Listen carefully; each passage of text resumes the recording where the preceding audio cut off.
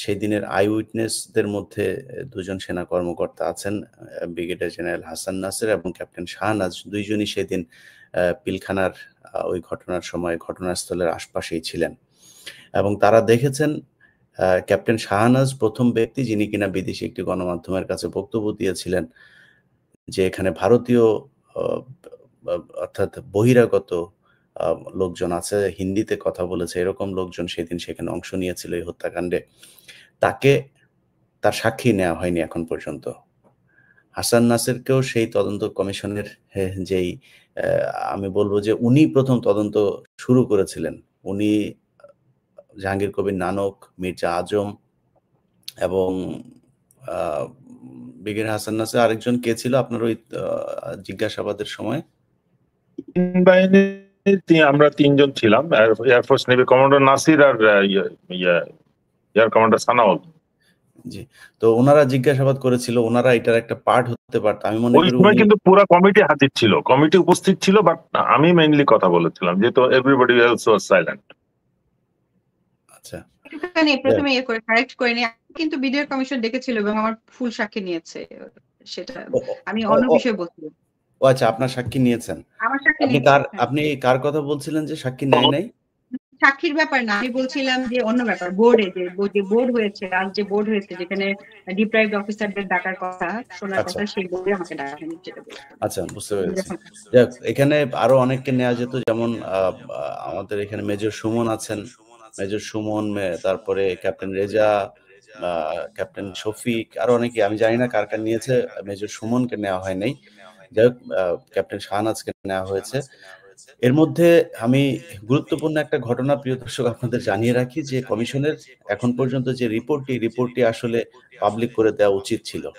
সেই রিপোর্টটি গণমাধ্যমের কর্মীরা সেদিন যে সংবাদ সম্মেলন হয়েছিল সেখানে যে সাংবাদিকরা উপস্থিত ছিল সবার হাতে হাতে একটি করে কপি দিয়ে দেওয়া উচিত ছিল। কিন্তু পেছনের ঘটনা একটু বলে রাখি আপনাদের, যে ওই দিন যে রিপোর্টটি প্রকাশ করা হয়েছে, অর্থাৎ যেই জায়গাতে দেওয়া হয়েছে, এইটাও দেওয়ার ক্ষেত্রে কমিশনের ভেতরে দুইটা গ্রুপ হয়ে গিয়েছিল। তারা দুইটা ভাগে বিভক্ত হয়ে একদল চেয়েছেন এটা কোনোভাবেই যেন বাইরে না যায়, শুধুমাত্র একটি কপি যাবেন ডক্টর ইউনূসের কাছে, এর বাইরে আর কোথাও এটা যেতে পারবে না। সংবাদ সম্মেলনের যে বিষয়টি সেটিও করতেও দুইটা পক্ষে বিভক্ত হয়েছিল। তারা একটা পক্ষ চেয়েছে যে এখানে সংবাদ সম্মেলনটা যেন না হয়, আরেকটা চেয়েছে যে এটা সংবাদ সম্মেলন হোক। পরবর্তীতে যদিও এটা হয়েছে, সেনাপ্রধান ওয়াকারুজ্জামান যিনি ফুল স্টপ দিয়ে দিয়েছিলেন বিচার পেয়ে গিয়েছেন মনে করে, তার সেই ফুল স্টপ দেওয়ার পরে যে তদন্ত হয়েছে সেই তদন্তে এখন কি বের হয়ে আসছে এটা আপনারা, রিপোর্ট যদি তদন্ত কমিশন নাও দেয়, তদন্ত কমিশনকে চ্যালেঞ্জ করলাম, আগামী 2 দিনের ভেতরে রিপোর্ট প্রকাশ করা হবে। আপনারা যদি এমনিতে পাবলিক করেন করবেন, না করলে আমি এটা পাবলিশ করব, এটা আপনারা চ্যালেঞ্জ করলাম। আমি যদি 2 দিনের ভেতরে পারি এটা পাবলিক করব। তো ওনাদের এই যে এই রিপোর্ট পাবলিক করা নিয়ে, তারপরে সংবাদ সম্মেলন করা নিয়ে, এগুলো নিয়ে যেই ছলছাতুরি, এটা পুরো এই থ্রু আপনার ইনভেস্টিগেশন পুরো সময়টাতে চলেছে। যেদিন ওয়াকারুজ্জামানকে ডাকা হয় সেদিন স্পেশাল খাবারের ব্যবস্থা করা হয়েছিল কমিশনে, এবং এমন একটা অবস্থা যে বিশেষ একজন ব্যক্তি আসবেন এখানে, তিনি বেড়াইতে আসবেন শ্বশুর বাড়িতে, তার জন্য খাওয়া দাওয়া করায় তারপরে তাকে বিদায় দেওয়া হবে। জিজ্ঞাসাবাদের আগে তাকে বলছে আচ্ছা ঠিক আছে চলুন আমরা খাওয়া দাওয়া করি, আপনার জন্য খাওয়া দাওয়ার ব্যবস্থা, যে আমাদের আপনারা আসলে আপনি এসেছেন, কমিশনের চেয়ারম্যান বলছেন যে আপনি এসেছেন এটাতে আমরা ধন্য, আপনার কাছে আমাদের কোনো চাওয়া এই প্রশ্ন নাই, চলুন। তখন একজন সদস্য সেখানে বলেন যে স্যার আপনার প্রশ্ন না থাকতে পারে, আমাদের তো প্রশ্ন থাকতে পারে। এরপরে সেটা নিয়ে সেখানে বাকবিতণ্ডা হয়েছে, হ্যাঁ তোমরা বেশি বুঝো এই সেই, এবং এই কমিশনের চেয়ারম্যান ফজলুর রহমান সে শুরু থেকে শেষ পর্যন্ত এই কমিশনটা যেন কোনোভাবে পূর্ণাঙ্গ কোনো তদন্ত করতে না পারে সেই কাজ করেছেন।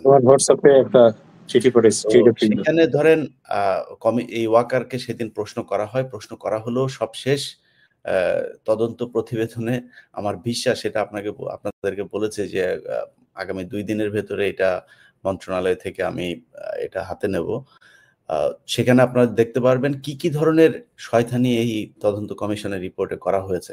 যাই হোক, আমরা সেটা নিয়ে আলোচনা করব, রিপোর্ট নিয়ে আগামী 1 সপ্তাহ আমরা এটা নিয়ে ধারাবাহিক আলোচনা করতে থাকবো। আজকে মূলত যেটা আমরা যে আলোচনাটা করতে চাই যে কমিশনের রিপোর্ট প্রকাশের আগে যেই বক্তব্য আমরা পেয়েছি এই পর্যন্ত গণমাধ্যমে, সেটা এই সরকারের কমিশন থেকে শুরু করে যে জায়গা থেকে, সেটার প্রেক্ষিতে আমরা যদি আজকে আলোচনা করি, এখানে যে তদন্তটা হয়েছিল সেই তদন্তটা সেই আব্দুল কাহার আকন্দ তার যে তদন্ত কমিটি, সেটার পুরো তিনি সিআইডি, তারপরে সেনাবাহিনীর, তাদের মাধ্যমে এই যে বিডিআরের উপরে যে নির্যাতন চালানো হয়েছে, নিরীহ বিডিআরদেরকে ছুটি থেকে ধরে নিয়ে তারপরে ফাঁসি দেওয়া হয়েছে, এই যাবজ্জীবন দেওয়া হয়েছে। সেনাবাহিনীর যে অফিসাররা এই হত্যাকাণ্ডের সাথে সরাসরি জড়িত, পরবর্তীতে ধামাচাপা দেওয়ার কাজ করেছে, এরপরে বিচারের সাথে যেসব বিচারকরা জড়িত, এই পুলিশের যেসব কর্মকর্তারা, এই আব্দুল কাহার আকন্দ সহ যারা যারা জড়িত ছিল, তাদের অনেকেরই নাম এসে, জাহাঙ্গীর যিনি এখন স্বরাষ্ট্র উপদেষ্টা, তিনিও এটা ধামাচাপা দেওয়ার সাথে জড়িত। তারপরেও তারা এখনো পর্যন্ত এটা নিয়ে কোনো ব্যবস্থা নিচ্ছে না। আজকে 3 দিন হয়ে গেল প্রায় এই রিপোর্ট প্রকাশ হয়েছে।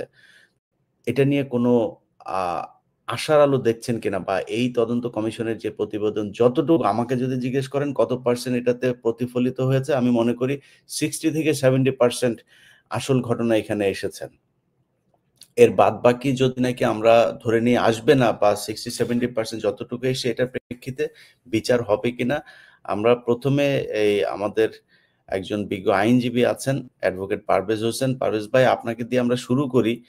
আপনার কাছে নিশ্চয়ই বেশ কিছু তথ্য নতুন করে আছে। আপনি বিডিআর এর সদস্যদের প্রতিনিধি হিসেবে আমাদের সাথে আজকে এখানে উপস্থিত আছেন। তো কি মনে হচ্ছে যে তদন্ত রিপোর্ট, এটাতে আপনি কতটুকু আশাবাদী, এবং বিচার আসলে সুষ্ঠু বিচার আপনি পাবেন কিনা? ধন্যবাদ ইলিয়াস ভাই আমাকে কথা বলবার সুযোগ করে দেওয়ার জন্য। আমি প্রথমত হলো যে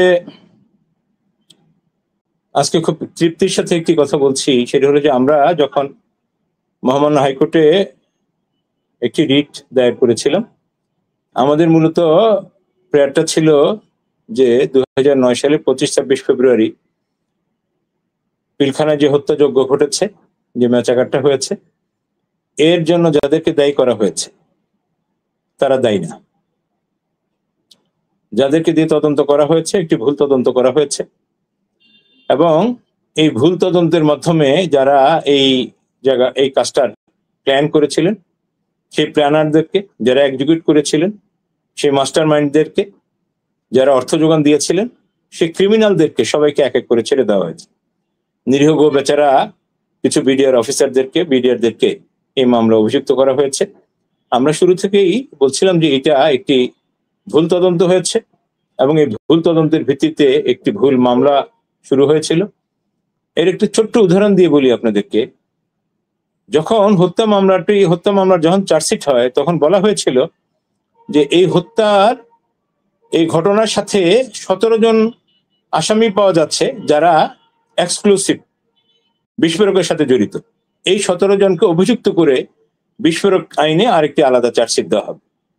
কিন্তু দুর্ভাগ্যজনক আমরা দেখলাম যে যখন হত্যা মামলায় চলমান, এই হত্যা মামলায় যখন দেখা গেল যে একটি বিরাট অংশ খালাস পেয়ে যাচ্ছেন বা খালাস পাবেন, তখন ওই 17 জনের কথা ভুলে গিয়ে ওই সময় হত্যা মামলা যারা আসামি ছিলেন, সংখ্যাটা কম বেশি হতে পারে, 840 থেকে 857 হত্যা মামলা যারা ছিলেন সবাইকে বিস্ফোরক মামলায় আটকে দেওয়া হলো। যার কারণে আমরা দেখলাম যে হত্যা মামলায় রায় হওয়ার পরেও যারা খালাস পেয়ে গেলেন, তারা এই বিস্ফোরক মামলায় 17 বছর নির্দোষ নিরপরাধ এই মানুষগুলো 17 বছর জেল খাটলেন।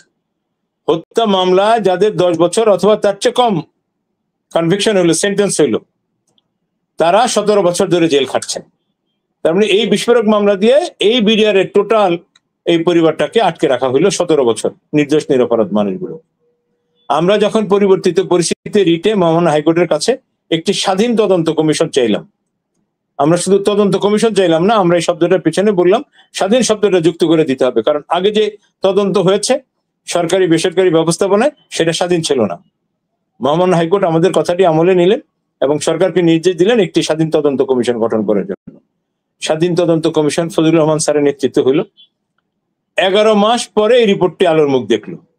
কিন্তু সবচেয়ে দুঃখজনক হইল যে গত 3 দিনে এই রিপোর্টটি নিয়ে একটি আলো আঁধারি খেলা হচ্ছে, ইঁদুর বিড়াল খেলা হচ্ছে।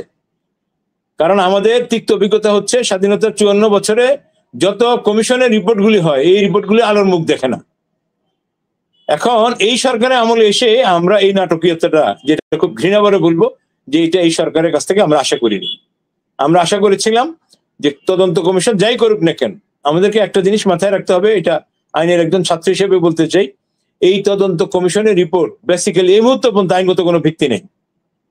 যে তদন্ত কমিশনের রিপোর্ট, এটি একটি মতামত, এটি একটি কমিশনের রিপোর্ট, এটি একটি প্রতিবেদন। সো আমাদের সামনে অনেক বড় একটি যুদ্ধ আছে, সেটি হলো এই তদন্ত কমিশনের রিপোর্টকে আইনানুগ পন্থায় নিয়ে আসা। এখানে এই কমিশন তার যে ফাইন্ডিংস, যাদেরকে অভিযুক্ত করেছেন সেই অভিযুক্তদেরকে আইনের আওতায় নিয়ে আসা।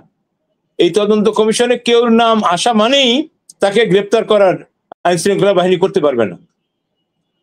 এই জন্য আমরা আজকে যেটা ইতিমধ্যেই আমাদের সম্মানিত ইলিয়াস ভাই বলেছেন, যে এই তদন্ত কমিশনের উপর whatever it is, black and white যা আছে, আগামী 24 ঘন্টার মধ্যে এটাকে প্রকাশ করেন, এবং এটাকে প্রকাশ করে এই তদন্ত কমিশনের যে রিপোর্ট আছে সেই রিপোর্টের আলোকে আপনি আইনগত ব্যবস্থা গ্রহণ করেন। ইতিমধ্যে আমাদের হাসান নাসির স্যার একটি কথা বলেছেন, যে আমরা ট্রাইব্যুনালে একটি মামলা ফাইল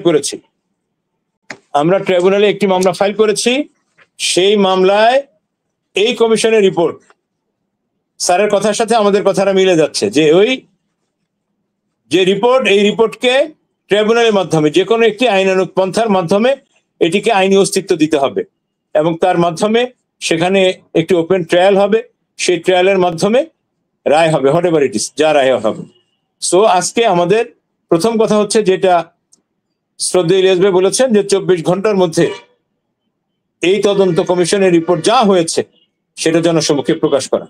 নাম্বার 2, এই রিপোর্টের আলোকে যা হয়েছে, যে মতামত এসেছে, যে রিপোর্ট এসেছে, সেটাকে আইনানুগ পন্থায় সেটাকে মুভ করে আগানো। আপনি দেখবেন যেখানে, এর ফাঁকে একটু বলে রাখি, বিস্ফোরক মামলা চলছে, সেখানে কর্নেল মোহাম্মদ আব্দুল আলিম তরফদার, আমার মনে হয় আমাদের ওই দুই বিজ্ঞতা তাকে চিনবেন, তিনি এখন ব্রিগেডিয়ার জেনারেল হিসেবে আছেন। তিনি গত তারিখে এসে সাক্ষী দিয়েছেন। সেই সাক্ষীতে কোর্টে তিনি বলেছেন, আমি শুধু একটি প্যারা পড়ে শোনাই, সেই সাক্ষীতে তিনি যে কথাগুলো বলেছেন, এই কথাগুলোর আলোকে আগামী 8 তারিখে এই মামলার তারিখ আছে, এবং আমরা একটি স্টেপস নেব আশা করছি। 27 ফেব্রুয়ারি 2009 তারিখ পিলখানার 4 নং গেটে উপস্থিত হয়ে গেট তালাবদ্ধ পাই। অনেক পুলিশ ও র্যাব সদস্যকে প্রহরারত অবস্থায় পাই। পুলিশের সাথে যথাযথ সমন্বয় শেষে 27 ফেব্রুয়ারি 2009 তারিখ সকাল অনুমান 10:30টায় ব্রিগেড কমান্ডার সহ 4 নং গেট দিয়ে পিলখানায় প্রবেশ করি। তখন আমার সাথে মেজর ওয়াকার, আজকের সেনাপ্রধান, মেজর ইমরান, মেজর আরিফিন, এই পদবিগুলি তখনকার, major Azad, captain Saidul, captain আজমিকে নিশ্চয়ই আপনারা চিনতে পেরেছেন, captain Adnan, captain Reza, lieutenant Mainul, পরবর্তীতে উনি শহীদ হয়েছিলেন, লেফটেন্যান্ট রাশেদ, লেফটেন্যান্ট আসিফ ও অন্যান্য প্রায় 300 জন ছিলাম পিলখানার ভিতরে। এই কথাটি এই জন্য আপনাদেরকে বললাম, যে এই রিপোর্টের উপরে আমাদের মাননীয় প্রধান উপদেষ্টা তার নিজের ফেসবুক ওয়ালে একটি পোস্ট করেছেন। সেখানে তিনি একটি শব্দ লিখেছেন, তিনি তার ওয়ালে লিখেছেন, এই তদন্তের মাধ্যমে বিডিআর হত্যাকাণ্ড নিয়ে জনমনে থাকা প্রতিটি প্রশ্নের উত্তর খোঁজা হয়েছে, উদ্ঘাটনের চেষ্টা করা হয়েছে, কার কি ভূমিকা ছিল। আমি অবাক হয়েছি, কেন সেনাবাহিনী দাঁড়িয়ে থাকলো, অ্যাকশন নিল না। আমরা এই দুটো লাইনের যোগসূত্র বের করার চিন্তা করছি, যে মাননীয় প্রধান উপদেষ্টা বললেন যে কেন সেনাবাহিনী সেদিন দাঁড়িয়ে থাকলো, আর সাক্ষীতে এসে আব্দুল আলিম তরফদার সাহেব বললেন যে তাদের এই বিশাল আর্মির যে ফোর্স, 300 জনের যে বাহিনী ছিল, অস্ত্র শস্ত্র সজ্জিত, তারা জাপান বাংলাদেশ ফ্রেন্ডশিপ হসপিটালের সামনে অথবা কিছু সময় আবাহনী মাঠের সামনে 25, 26, 27 3 দিন তারা অবস্থানরত নিলেন। তাহলে আজকে যেটা দেখা যাচ্ছে সেটা হলো প্রধান উপদেষ্টা যে কথাটি রিপোর্টের ভিত্তিতে যেটুকু প্রকাশ করলেন, যে আর্মি সেখানে অস্ত্র শস্ত্র সহ বিশাল এক ট্রুপ আর্মি সেখানে অবস্থায় নিয়েছিলেন, কিন্তু তারা ভেতরে গেলেন না। প্রধান উপদেষ্টা অবাক হয়েছেন যে কেন তারা অ্যাকশনে গেলেন না, এটা আমার কাছে জিজ্ঞাসা। আর গত তারিখে জনাব আব্দুল আলিম তরফদার এসে বললেন যে হ্যাঁ, আমরা আজকে সেনাবাহিনীর প্রধান সহ আমরা সেখানে উপস্থিত ছিলাম। এখন আমরা আশা করব যে আগামী তারিখে আমরা তার সাক্ষ্য নেওয়ার জন্য, সাক্ষ্যের জন্য তাকে যেন নির্দেশনা দেওয়া হয়, সেটা আমরা একটা প্রে করব। কিন্তু এখানে সবচেয়ে কঠিন যে কথাটি আজকে আমাদের কষ্ট থেকে যে কথাটি উচ্চারণ করতে হচ্ছে, উনি কি বললেন যে এই বিডিআর হত্যাকাণ্ডের জন্য, এই হত্যাকাণ্ডের জন্য বিডিআররা দায়ী, এগুলো নিয়ে কোনো কথা হবে না, ফুল স্টপ। আজকে বিডিআর সদস্যরা এই রিপোর্ট পাওয়ার পর পাল্টা কথা বলছেন। যারা সেদিন যাদেরকে আসামি করেছেন তারা আসামি ছিল না, তারা অন্যায় কাজটি এই অপকর্মটি করে নেই। সো আজকে এই পিলখানা তদন্তে কমিশনের এই রিপোর্টের মাধ্যমে এটা প্রকাশ হয়েছে। আপনারা যারা এর তদন্ত রিপোর্টের আলোকে যারা এসেছেন তারাই আগামী দিনে আসামি হবেন এবং এই কর্মকাণ্ডের মাধ্যমে একটি বিচার ব্যবস্থা শেষ হবে এবং এর মাধ্যমে আরেকটি ফুল স্টপ দিতে হবে আমাদের। সো এই তদন্ত কমিশনের রিপোর্ট নিয়ে আমরা আশা করছি কোনো ছলচাতুরি হবে না। তদন্ত কমিশনের রিপোর্টটি যথাসময়ে অনতিবিলম্বে এটি প্রকাশ করা হবে এবং এই প্রকাশ করার মাধ্যমে যাদের আইনের ভিত্তি দিতে হবে, কারণ আইনের ভিত্তি যদি না দেন, আপনি এখনো দুটো পর্যায়ে দুটো মামলা পেন্ডিং, হত্যা মামলাটি অ্যাপিলেট ডিভিশনে পেন্ডিং আর বিস্ফোরক মামলাটি ট্রায়াল কোর্টে পেন্ডিং। সো আমাদের সামনে অনেক রেফারেন্স আছে। 61 জন সাক্ষীর সাক্ষ্য হয়ে গেছে 21 আগস্ট গ্রেনেড হামলা মামলা নামক সেই নাটকে। সেই সাক্ষী হওয়ার পরও মুফতি হান্নান কোনো কিছু করেনি, বলছে সে একটি 164 করেছে। মিথ্যা 164 এর ভিত্তিতে অধিকতর তদন্ত হয়েছে, এরপরে কনসিকুয়েন্স আপনারা সবাই জানেন। সো আজকে এই তদন্ত কমিশনের রিপোর্টকে আইনানুগভাবে এনে যাদের নাম এখানে প্রকাশিত হয়েছে, বিশেষ করে এই কটি সংস্থা, আব্দুল কার আকন, যে এই যে পুরো ঘটনাটা আপনার পিলখানার যে জামে মসজিদের ইমাম সাহেবকে নিয়ে মারা হলো ধরে জিজ্ঞাসাবাদের নামে, সেই ইমাম সাহেবও কিন্তু তার স্ত্রীর কাছে সব বিষয়গুলো বলে গিয়েছেন, তার বক্তব্য নিতে চায় না। আমি কমিশনকে নানান ভাবে এটার ব্যাপারে রিকোয়েস্ট করিয়ে তারপরে নানান জনকে দিয়ে বলিয়ে তারপরে শেষ পর্যন্ত তারা সেই ইমাম সাহেবের স্ত্রীর বক্তব্যটা নিয়েছিলেন। তো এই যে এইভাবে মানুষকে ডেকে নিয়ে জিজ্ঞাসাবাদের নেমে আকন্দ আপনার আর্মির লোকজনের কাছে তুলে দিতেন, তাদেরকে হত্যা করা হতো। তো এই তদন্তটার সাথে যারা ছিল সিভিলিয়ান, আমি মানে সিভিলিয়ান বলতে মানে আর্মির বাইরে যারা ছিল, পুলিশের এই আকন্দের মতো, তাদের বিরুদ্ধে কি কোনো ব্যবস্থার কোনো আপনাদের আইন? আমি এখানে 5টি সংস্কার কথা বলছি। চমৎকার একটি পয়েন্ট আপনি রেজ করেছেন। প্রথম হচ্ছে প্রধানমন্ত্রী কার্যালয়। এই তদন্ত কমিশন এটা পরিষ্কার করেছে, প্রধানমন্ত্রী কার্যালয় গোটা মনিটরিং, কন্ট্রোল, প্ল্যানিং সব ডান বাই দেম। কে করেছে কি করেছে এই তদন্ত কমিশন আছে প্রধানমন্ত্রী কার্যালয়। দ্বিতীয় হলো স্বরাষ্ট্র মন্ত্রণালয়। স্বরাষ্ট্র মন্ত্রণালয় এইটার সাথে কে কিভাবে জড়িত ছিলেন, কাদেরকে কিভাবে দায়িত্ব দেওয়া হয়েছে, কাদেরকে ইম্পোর্ট করা হয়েছে, কাদেরকে আউট করা হয়েছে, এই তদন্ত কমিশনের রিপোর্টে সেটাও এসেছে যে 15-20 জন আওয়ামী লীগের নেতা মিছিল করে এই সংরক্ষিত জায়গায় ওই ধরনের একটি দুর্যোগপূর্ণ সময়ে ভেতরে ঢুকেছেন এবং 2-250 নিয়ে মিছিল করে বের হয়ে এসেছেন। স্বরাষ্ট্র মন্ত্রণালয়ের মনিটরিং এই কাজগুলি হয়েছে, তাদেরকে আইনে আওতায় আনার জন্য বলেছেন। তৃতীয় যেটা বলেছেন সেটা হলো তদন্ত সংস্থা, যে এই তদন্ত সংস্থা কি পরিমাণ জাল জালিয়াতি করেছে গভর্নমেন্টের ওই সময়ের সেই সরকারকে, ফ্যাসিস্ট সরকারের প্ল্যান বাস্তবায়ন করার জন্য, এবং যারা এটার মূল পরিকল্পনা তাদেরকে আড়াল করার জন্য দেশপ্রেমিক সেনাবাহিনী সদস্যদেরকে হত্যা করে যাদেরকে নিয়ে আসছেন, সেই তদন্ত সংস্কারকে অভিযুক্ত করে এই রিপোর্ট এখানে লেখা এসেছে। চতুর্থ হচ্ছে প্রসিকিউশন টিম। প্রসিকিউশন টিম এই সিদ্ধান্ত তদন্ত সংস্থার সাথে মিলে প্রসিকিউশন টিম সাক্ষীদের বক্তব্য, মামলার গতিপথ নির্ধারণ করে দিয়েছেন। এই প্রসিকিউশন সংস্থার কথা এখানে স্পষ্ট করে বলা আছে, আমরা যেটুকু দেখেছি। সবশেষ তারা জজশিপের কথা বলেছেন, যে জজ সাহেবরা অনুগত দাস হিসাবে সেদিন নিজের দায়িত্ব, বিবেকের তাড়না ভুলে গিয়ে, রাগ অনুরাগ বিরাগের সব ভুলে গিয়ে ঊর্ধ্বে উঠে এই জজ সাহেবরা রাষ্ট্রযন্ত্র, তদন্ত সংস্থা এবং প্রসিকিউশন যেভাবে শিখিয়ে দিয়েছে সেভাবে তারা লিখিয়ে দিয়েছেন। এই 5টি সংস্থাকে স্পেসিফিক ভাবে বলেছে, আমি আবার রিপিট করছি, প্রধানমন্ত্রী কার্যালয়, স্বরাষ্ট্র মন্ত্রণালয়, তদন্ত সংস্থা, প্রসিকিউশন এবং জজশিপ। তো আমরা আশা করছি এই তদন্ত সংস্থা, এই যে রিপোর্ট আসছে, এই তদন্ত কমিশনের এই রিপোর্টের ভিত্তিতে এই 5টি অর্গানকে, রাষ্ট্রের দায়িত্বশীল 5টি অর্গান যারা স্বাধীনতার বিরুদ্ধে অবস্থান নিয়েছে, যারা সার্বভৌমত্বের বিরুদ্ধে অবস্থান নিয়েছে, তাদেরকে এই রিপোর্টের আলোকে আইনানুগ ধারায় আইনানুগ অবস্থানে তাদেরকে নিয়ে এসে তাদের উন্মুক্ত বিচারের মাধ্যমে যথাযথ শাস্তি নিশ্চিত করা হবে। হাসান নাসের স্যার বোধহয় বের হয়ে গেছেন, কানেকশনটার মধ্যে।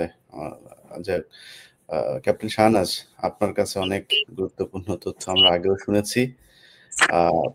আপনি ইয়েতে কি বলেছেন, কমিশনের কাছে কেমন যখন বক্তব্য দিতে গিয়েছেন তাদের বক্তব্যের ধরন কেমন ছিল, তারপরে পরবর্তীতে এখন রিপোর্ট যেটা এসছে, আমরা যদিও সেই রিপোর্ট দেখি নাই, বাট যতটুকু আমরা শুনেছি সামারি, সেই প্রেক্ষিতে আপনার বক্তব্য। আমার ইভ্যালুয়েশনটা, হ্যাঁ সেটা ধন্যবাদ ইলিয়াস ভাই। এটা তো আসলে ডিউ ছিল এই বলাটা, যেহেতু আমরা অনেকদিন ধরে এই দাবি করে আসছি যে বিডিআর এর এই বিষয়টা সবার সামনে আনার জন্য। তো যেটা হয় যে আমাকে যথাসময়ে অবশ্যই বিডিআর তদন্ত কমিশন, সাধারণ তদন্ত কমিশন ডাকে, আমি সেখানে যাই এবং ওনারা যেটা করেছিলেন যে প্রথমে একটা ভিডিও ট্রান্সক্রিপ্ট, অর্থাৎ ভিডিওর মাধ্যমে আমাদের কিন্তু এটা নেওয়া হয়েছে, আমাদের বক্তব্যটা নেওয়া হয়েছে। এবং এটা ঠিক যে যতক্ষণ আমরা বলতে চেয়েছি স্যার এটা কথা বলতে দিয়েছেন এবং আমি বলেছি। তারপরে ওনাদের কিছু কোয়েশ্চেন ছিল, কোয়েশ্চেন গুলা যথাযথ অ্যান্সার করে আমরা চলে আসি। তো যেটা আমার কাছে একটু পিকুলিয়ার লেগেছে, এখানে আমি একটু উল্লেখ করি, সেটা হচ্ছে যে বেশ অনেকদিন সময় পরে আমাকে পরবর্তীতে কোরো থেকে, মানে বাংলাদেশ আর্মির যেটা কোরো থেকে একজন জুনিয়র অফিসার না সার্জেন্ট মনে হয়, সে কল দিয়ে, স্যার আপনার কাছে একটা চিঠি যাবে, চিঠিটা আপনার বাসায় যাবে, আপনার বাসার অ্যাড্রেসে তড়িঘড়ি করে ওই সেনাবাহিনীর ড্রেস পরে একটা খাম আমার কাছে দেওয়া হয়। যে খামটা আমার কাছে দেওয়া হয় হচ্ছে আপনার এই যে গত 9 তারিখের পরে, 9 সেপ্টেম্বরের পরে দিয়ে বলা হচ্ছে যে 9 তারিখের ভিতরে এই এয়ারটাকে সিগনেচার করে আসতে হবে। মানে ওনারা যে আমার ভিডিও ট্রান্সক্রিপ্টের মাধ্যমে পাওয়া যে বক্তব্যটা, সেই বক্তব্যটা ওনারা যেটা দিয়েছেন সেইটার আর একটা ড্রাফট আমাকে দেওয়া হয়েছে, এই ড্রাফটটা ফাইনাল করে আমাকে দিয়ে আসতে হবে। আমি বললাম আজকে তো তোমার 12 তারিখ, 9 তারিখ এটা আমাকে দিয়ে, তার মানে অলরেডি রিসিভ হয়ে গেছে। এই জিনিসটা তো পিকুলিয়ার। পরে আমি সাথে সাথে ফজলুর রহমান স্যারকে ফোন দিয়ে বললাম যে স্যার আমাকে এই চিঠিটা আজকে দেওয়া হয়েছে আমার ড্রাফটটা, এবং এটা পরে আমাকে দিয়ে বলতেছে যে 9 তারিখের মধ্যে এটাকে সিগনেচার করতে। তা আমি পরে পেলে আমি কিভাবে আগে সিগনেচার করবো? প্লাস যেটা পড়লাম এটা তো স্যার আমার বক্তব্য না, আমার বক্তব্য অপ্রয়োজনীয় এবং যেটা আপনার লেস ইম্পর্টেন্ট পার্ট সেগুলোকে লেখা হয়েছে, কিন্তু যে আমার মূল কথা সেগুলো কিন্তু স্যার এখানে আসেনি। পরে অবশ্য আমাকে লেফটেন্যান্ট জেনারেল জাহাঙ্গীর স্যার বললেন যে হ্যাঁ শাহনাজ, যেটা আসলে ঠিক মতো হয়নি মনে হয়, আমাদের ক্লার্করা এটা বের করেছে, মানে প্রায় 10 মাস পরে এই কথা, যে এটা ঠিক মতো লেখা হয়নি, তো তুমি আবার একটু কষ্ট করে লিখো। তখন কিন্তু আমি এটা খুব নিয়ে সিরিয়াস হয়ে গেলাম, কারণ এই 2-3 দিনের মধ্যে আমি নিজেই বাংলা এটা ড্রাফট করলাম, তারপরে আবার ইমেল করলাম, স্যারকে ফোন করলাম যে স্যার এটা হচ্ছে আসল বক্তব্য, ওইটা যাতে কোনোভাবেই না যায়, যেটা আর্মি থেকে কোরো থেকে আমাকে ড্রাফট করে দিয়ে যাওয়া হয়েছে, ওরকম দুইটা ইয়াটা দরকার ছিল না। তারপরে আমি আমার যেটা বক্তব্য সেটা নিজেই টাইপ করেছি, তারপর স্যারদেরকে পাঠিয়েছি, ওইটার উপরেও আবার ওনারা কিছু কোশ্চেন রেখেছেন, যাই ফাইনালি আমি সিগনেচার করে এসেছি। তো যেদিন আমি সিগনেচারের জন্য যাই, তো সেদিন আমি তখন বসেছিলাম, আমি এটা আসলে মানে আনঅফিশিয়ালি একজন ইয়েকে জিজ্ঞেস করি, একজন মেম্বারকে, সিভিল মেম্বারকে জিজ্ঞেস করি যে কি মনে হয় আপনাদের, আমরা তো খুব ওয়ারিড যে এরকম বারবার ডেট পার হচ্ছে, তারপরে এইভাবে আমার ড্রাফটটাও তো আমি প্রথমে কারেক্ট পাইনি, পরে পুরোটা আমাকে লিখতে হয়েছে, আমিটা নাইলে আমি লিখলাম, অনেকেরটা তো অনেকে লিখবে না, যদি ওনারাই ড্রাফট করে দেয় এবং সেই ড্রাফটটা যদি কারেক্টলি না আসে, মূল বিষয়টা না আসে, আমাকে তো লিখবে না, সেক্ষেত্রে তো একটা টেনশনের ব্যাপার থেকে যায়। তো উনি একটু ইনডাইরেক্টলি বলতে চাইলেন যে আসলে আমাদের উপর অনেক প্রেশার ছিল, অনেক প্রেশার এর কারণে এটা মানে আমরা পাবলিশ করতে পারছিলাম না। তো যেটা আমরা বুঝতে পারছি যে ওনাদের উপর একটা প্রেশার ছিল। এই কারণে আমি ধন্যবাদ দিব ফজলুর রহমান স্যারকে এবং ওনার টিমকে, যে এত প্রেশারের মধ্যেও ওনারা, আপনি যেটা বললেন 50 to 60%, 60 to 70% কারেক্ট একটা রিপোর্ট তো ওনারা দিয়েছেন, যেখানে অনেক গুরুত্বপূর্ণ নাম এসেছে। এই জন্য আমি আগে ওনাদের ধন্যবাদ দিয়ে শুরু করব। এটাও খুব কঠিন কাজ ছিল, যেটা বুঝলাম, কারণ হাসিনা চলে গেছেন, তার রেজিউমের সবাই তো তার স্বস্থানে রয়েছেন, তারা বিভিন্নভাবে বিভিন্ন দিক থেকে প্রেশার ক্রিয়েট করেছেন। এতদিন বলা হচ্ছে যে খুনি হয় নাই, কারণ কি আমরা ডেড বডি পাই নাই।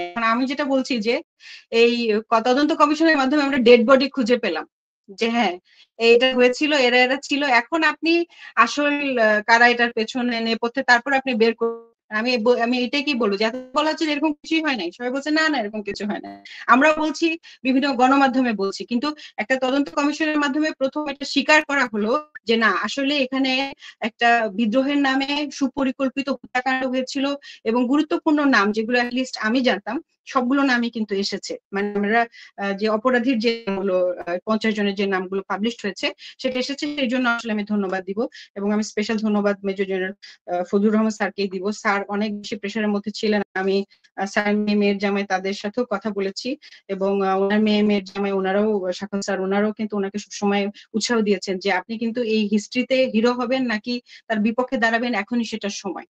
এবং ওনারাও এটার মানে এরকম অনেক নেপথ্যের অনেক নায়ক আছেন এবং অনেকে অনেক রিস্ক নিয়ে অনেকগুলো এভিডেন্স দিয়েছেন, সেটাও আমি শুনেছি। সো ওই বিষয়গুলো আমার মনে হয় একটু জানা দরকার এবং এই জন্য আমি ওনাদেরকে ধন্যবাদ দিব যে ওনারা ডেড বডি তো বের করলেন, এতদিন তো বলা হচ্ছিল কিছুই হয়নি, এখন আমরা এই যে ডেড বডি পাওয়া গেল, এই তাকে মারলো কে, এই লোকগুলা কারা, দেশি বিদেশি কারা আছে, সেটার জন্য আমরা একটা উচ্চতর তদন্ত কমিশনের ইনভলভমেন্ট আশা করব, যারা ইন্টারপোল তাদের মাধ্যমে কাজ করবে, বিভিন্ন দেশে তাদের যাওয়ার মতো সাপোর্ট গভর্নমেন্ট দিবে, যে দেশি বিদেশি যে ষড়যন্ত্র যেটার কথা আমরা বলছি, দেশের ভেতরে যারা আছে সেটা তো মোটামুটি পাবলিশ করেছেন, কিন্তু বিদেশি যে ষড়যন্ত্র তার অনেকটা অংশই আসেনি, কি কি অংশ আসেনি সেটা মানে আমি এই বেসিসে বলছি, কারণ রিপোর্ট কিন্তু আমি এখনো হাতে পাইনি, আমি অনেক জায়গায় নক করেছি যে কিভাবে আমি এটা পেতে পারি, একজন বলছেন যে এটা ডিক্লাসিফাইড তথ্য অধিকার আইনে তোমরা তথ্য ইয়ে থেকে পেতে পারো, মন্ত্রণালয় থেকে পেতে পারো, বাট সেটা কিন্তু আমরা পাইনি, আপনার কাছে একটা কপি অনেক ঝামেলা করে গিয়েছে, 2টা পাতা আমরা গতকালকে শুধু যারা অ্যাকিউজড তাদের নামগুলো পেয়েছি। তা আমি অনতিবিলম্বে আশা করব যে সরকার এটাকে পাবলিক করবে, কারণ এই পুরো জাতি এটা দেখতে চায় এবং এটার সাথে এই পিলখানার যে ঘটনাটা এটা কেন নর্মাল কোনো ঘটনা না, এটার সাথে যারা জড়িত তারা আমাদের ন্যাশনাল সিকিউরিটির জন্য থ্রেট, আমাদের গোটা জাতির জন্য তারা থ্রেট, এই লোকগুলাই পরবর্তীতে গুম খুন করেছে এবং এই মুহূর্তেও যে দেশের যে অস্থিতিশীল অবস্থা এই সেম লোকগুলো জড়িত, এদের বিচার করতেই হবে। ঠিক যেই মুহূর্তে এরা আপনার নিউট্রালাইজড করা যাবে এদেরকে, তখন আমাদের ন্যাশনাল সিকিউরিটি স্টেবলড হবে, যেই জন্য এটা এত গুরুত্বপূর্ণ। সুতরাং এটাকে হালকাভাবে নেওয়ার কিছু নাই যে 15 বছর আগের ঘটনা, এখন এটাকে নিয়ে যা দিয়েছে তোমরা তাই নিয়ে খুশি থাকো, এই ব্যাপারটা তো এরকম না, এটা আমাদের দেশের সার্বভৌমত্বের সাথে যুক্ত, আমাদের সার্বভৌমত্বের উপর আঘাত ছিল এই অফিসারদেরকে মেরে ফেলে এবং এটার সাথে বিদেশি শক্তি যুক্ত ছিল, সেই বিদেশি শক্তি ভারত, এবং ভারতের নাম তো খুব পরিষ্কার করে বারংবার করে বলতে হবে। আমি অনেক জায়গায় বলছি যে বিদেশি শক্তিকে, বিদেশি কোন লোক, কোন দেশের লোক ভারতের ভাষা শিখে, হিন্দি ভাষা শিখে সেখানে কথা বলেছে, এটা সম্ভব না, হিন্দি ভাষার লোক তার নাকি হিন্দু ভাষাভাষী লোকেরাই তো ছিল। তো ভারতের নাম স্যার বলেছেন, প্রেস ব্রিফিং এক জায়গায় বলেছেন, কিন্তু আসলে কতটা কড়া ভাবে এসেছে এবং যেমন বিক্রম সিকরি, আমি একটু বলি, বিক্রম সিকরি যে মিটিং করেছিল, একটা জিনিস আসবে রিপোর্টে, আমি মানে রিপোর্টটা যেহেতু সরাসরি আমরা এখন হাতে পাইনি, বাট রিপোর্টে আমি যতটুকু জানি আর কি 56 অথবা 57 জনের মানে 50 সামথিং 51 থেকে 57 এর ভেতরে কোন একটা সংখ্যা, এতজনের কিন্তু আমাদের কাছে তথ্য আছে যে ভারতের ওইদিন কারা কারা এসেছিল। টোটাল বোধহয় ভারত থেকে সেদিন বহিরাগমন হয়েছে হলো আপনার 1221 জন, 921 এরকম একটা নাম্বার না 1221, মানে তদন্ত কমিশনের কাছে যে তথ্য গিয়েছে সেখান থেকে তারা পরিচয় জানতে পেরেছে 50 জনের মাঝামাঝি কিছু একটা। সো আমাদের কাছে তো তথ্য আছে যে ভারত সরাসরি এটার সাথে জড়িত, সো ভারতকে এটাতে না করার তো কিছু নাই। রাইট, না তো এই জন্য বললাম রিপোর্টটা তো আসলে আমরা হাতে পাচ্ছি না, বা এটা এত লুকোচুরির কি আছে, এবং সেটা তো আমাদের সবারই জানা দরকার, পড়ার অধিকার আছে, অ্যাজ আই সেড, যেটা এটার ব্যাপারে সবাইকে এই জন্য অ্যাওয়্যার হতে হবে যে এটা ন্যাশনাল সিকিউরিটির সাথে যুক্ত। এবং 2 নাম্বার হচ্ছে যেটা বললাম যে বিক্রম মিস্ত্রি যে এসছিলেন বাংলাদেশে, তার সাথে 7 বার কথা হয়েছিল খুনি হাসিনার, এই গুলো আসলে ওখানে এসেছে কিনা, এবং ফার্দার আরেকটা যেটা সাফায়েত একটা প্রোগ্রামে এসে বলেছিল, মেজর সাফায়েত, আমার মনে আছে যে বগুড়াতে 3 জন ডিফেন্স অ্যাটাচি ছিলেন ভারতীয় এবং আমেরিকার, ওনারা যে জিওসিক ইনফর্ম না করে আগেই 24-25 রাত্রে 25 তারিখ সকালবেলা কোন একটা খবর পেয়ে ওনারা ঢাকায় চলে আসেন। ওই বিষয়গুলো এসেছে কিনা, এই যে বিদেশের যারা ওনারা যে কি ইনফরমেশন পেয়েছিলেন, ভারতের যুক্ততা ঠিক এক্স্যাক্টলি কতজন কিভাবে যুক্ত ছিল, এনএসজি এখানে যুক্ত ছিল, ব্ল্যাক ক্যাটের কোন কোন অফিসার আসলে এখানে যুক্ত ছিল। তা আমার কথা হচ্ছে যখন আইসিটি মামলাটা হবে এবং এই যারা অভিযুক্ত এখানে বিভিন্ন পদবীর অফিসাররা, তারাই তো এসে এদের নাম বলতে পারেন। ওনারা তো ওনাদেরকে পার্সোনালি চিনেন, ওনারাই তো ওনাদেরকে নিয়ে আসছেন বাংলাদেশে বর্ডার ক্রস করে হেল্প করে, পার্সোনালি মিটিং করেছেন আমি শিওর। তো এখন যখন ডেড বডি পাওয়া গেল, এখন আমার কথা হচ্ছে এটা আইনি প্রক্রিয়ার ভেতর দিয়ে যেতে হবে। আইসিটি মামলা অলরেডি শহীদ পরিবাররা করেছে, ইনাদেরকে আইসিটির আন্ডারে নিয়ে আসতে হবে এবং এই সকল অফিসাররাই তাদের মুখে বলবেন কোন বিদেশি শক্তি, কোন বিদেশি লোক এটার সাথে সরাসরি যুক্ত ছিল। এটা কেন আমি বলতে চাই যে এখন অনেকে বলছেন যে অলরেডি মানে আর কি আমার সাথে ডিসকাশনে বলতে চাচ্ছেন যে হয়তোবা বাংলাদেশ ভারতের সাথে কূটনৈতিক সম্পর্ক নষ্ট করতে চায় না, সে কারণে হয়তোবা ভারতের বিষয়টা তারা চেপে যাবে। বাংলাদেশ 3 দিক থেকে ভারতের সাথে যুক্ত, বাংলাদেশ একটা ছোট দেশ। তাদের উদ্দেশ্যে দুইটা কথা বলি।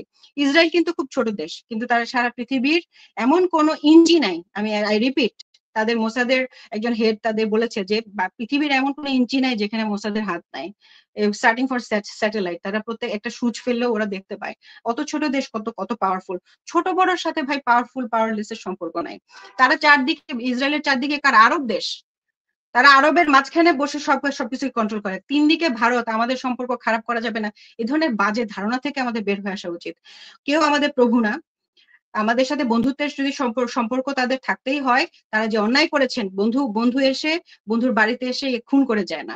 অবশ্যই তাদেরকে আন্তর্জাতিক আদালতে এটার জন্য উত্তর দিতে হবে এবং এই কমিশনের মাধ্যমেই এবং আইসিটি ট্রাইব্যুনালের মাধ্যমে যে সকল ব্যক্তিবর্গ আসবেন, ভারত সংশ্লিষ্টতা আশা করি এবং অন্য কোনো দেশেরও যদি তাদের থেকে থাকে সেটা তারা পরিষ্কারভাবে জানাবেন এবং আন্তর্জাতিক আদালতে অবশ্যই আমরা এটার বিচার চাইবো যে কেন অন্য দেশ থেকে এই দেশের মাটিতে এসে ঢাকার মতো একটা ক্যাপিটালে এসে এদেরকে মেরে যাওয়া হলো।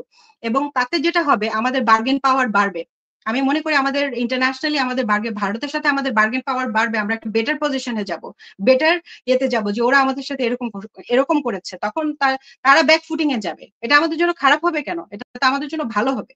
তো সো ওই জায়গাটা আমি যেটা মনে করলাম যে ওনাদেরকে ধন্যবাদ যে ওনারা নামগুলো প্রকাশ করেছেন।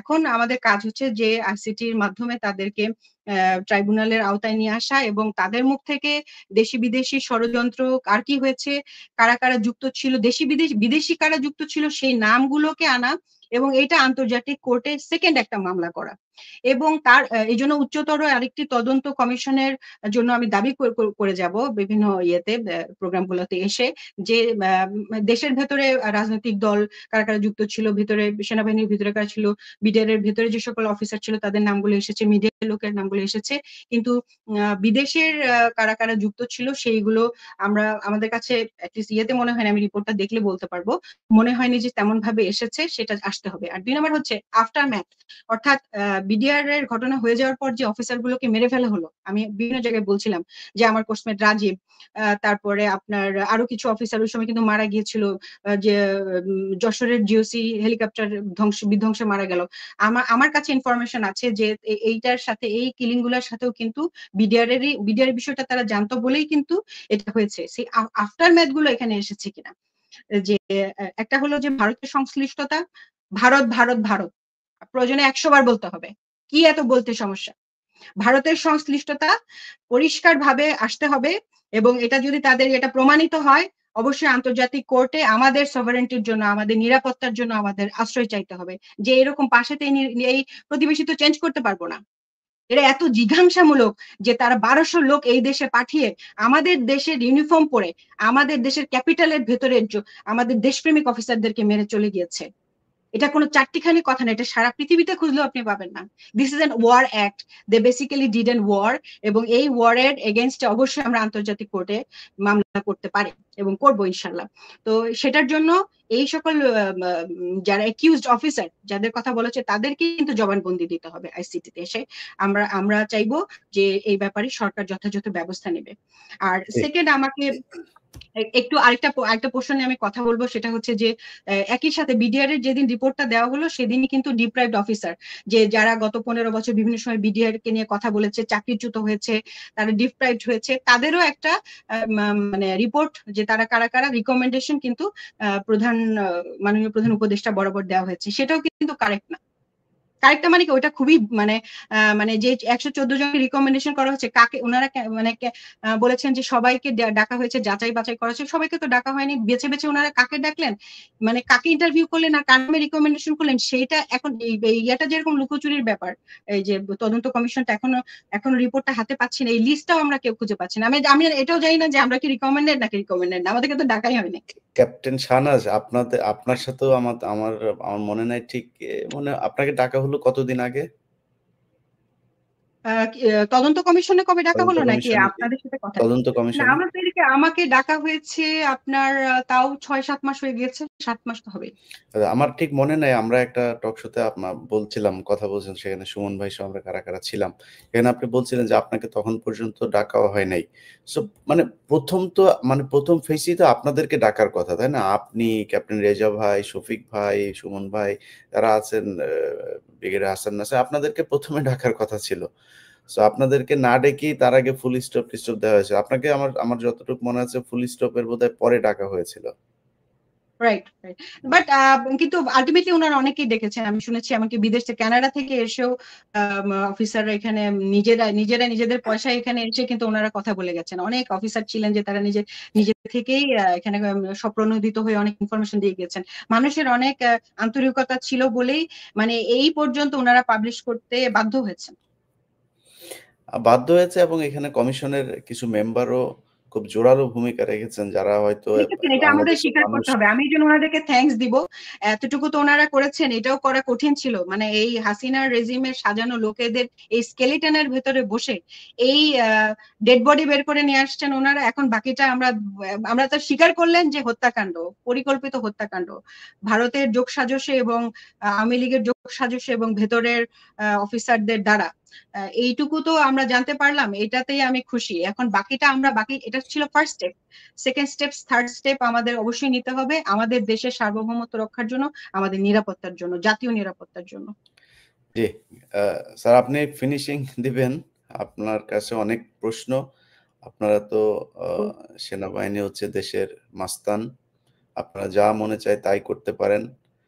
আপনাদের আগেও বিচার করা যায় না, আপনারা যেমন মনে চায় তেমন তদন্ত করেছেন। এখন সামনে কি করবেন স্যার, এটা দিয়ে শেষ করি। আমার এখানে যেটা বক্তব্য, শাহনাজ যেটা বললো, এই কমিশন, নতুন কমিশন যেটা হয়েছে, এর আগে আমরা দাবি করে আসছিলাম যে নতুন করে বিডিআর এর তদন্ত করতে হবে। এটা কিন্তু বেসড অন দি আগের ন্যাশনাল কমিশন যেটা ছিল সেটার উপরে আমার নোট অফ ডিসেন্ট ছিল। তো সুতরাং আমি মনে করি যে এই কমিশন গঠিত হয়েছে, সেটার মধ্যে আমার ফিজিক্যাল কন্ট্রিবিউশন ছিল। হঠাৎ করে একটা হাইকোর্টে একটা রিট হলো যে এখনই একটা তদন্ত কমিটি করা হোক। হাইকোর্ট তখন হোম মিনিস্ট্রিকে ক্লারিফিকেশনের জন্য লিখে যে এ ব্যাপারে কি সিদ্ধান্ত। হোম মিনিস্ট্রি কিন্তু একটা উত্তর দিয়ে দিল, আপাতত কোনো কমিটি গঠন করার কোনো সিদ্ধান্ত সরকারের নাই। সাথে সাথে কিন্তু আমরা যারা ছিলাম বিডিআর এর সৈনিক, অবসরপ্রাপ্ত অফিসার, আমরা কিন্তু শহীদ মিনারে চলে গেছিলাম। শহীদ পরিবারের তখন কয়েকজন সদস্য ছিল, তার আমরা শহীদ মিনারে যে অবস্থান নেওয়ার পরে আইন উপদেষ্টার থেকে মেসেজ আসলো যে হ্যাঁ কমিশন হচ্ছে। এটা কিন্তু প্রকৃত ঘটনা। একটা হচ্ছে যে এই কমিশনটা হয়েছে কিন্তু চাপের মুখে।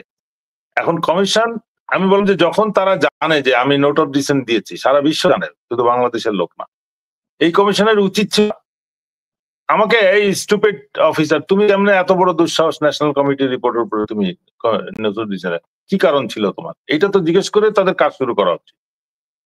আগের কমিটি থেকে, আগের রিপোর্ট থেকে তো আমাদের কাজ শুরু হবে। আমাকে ডাকা হয়েছিল কিন্তু অগস্টের শেষে বা সেপ্টেম্বরের দিকে।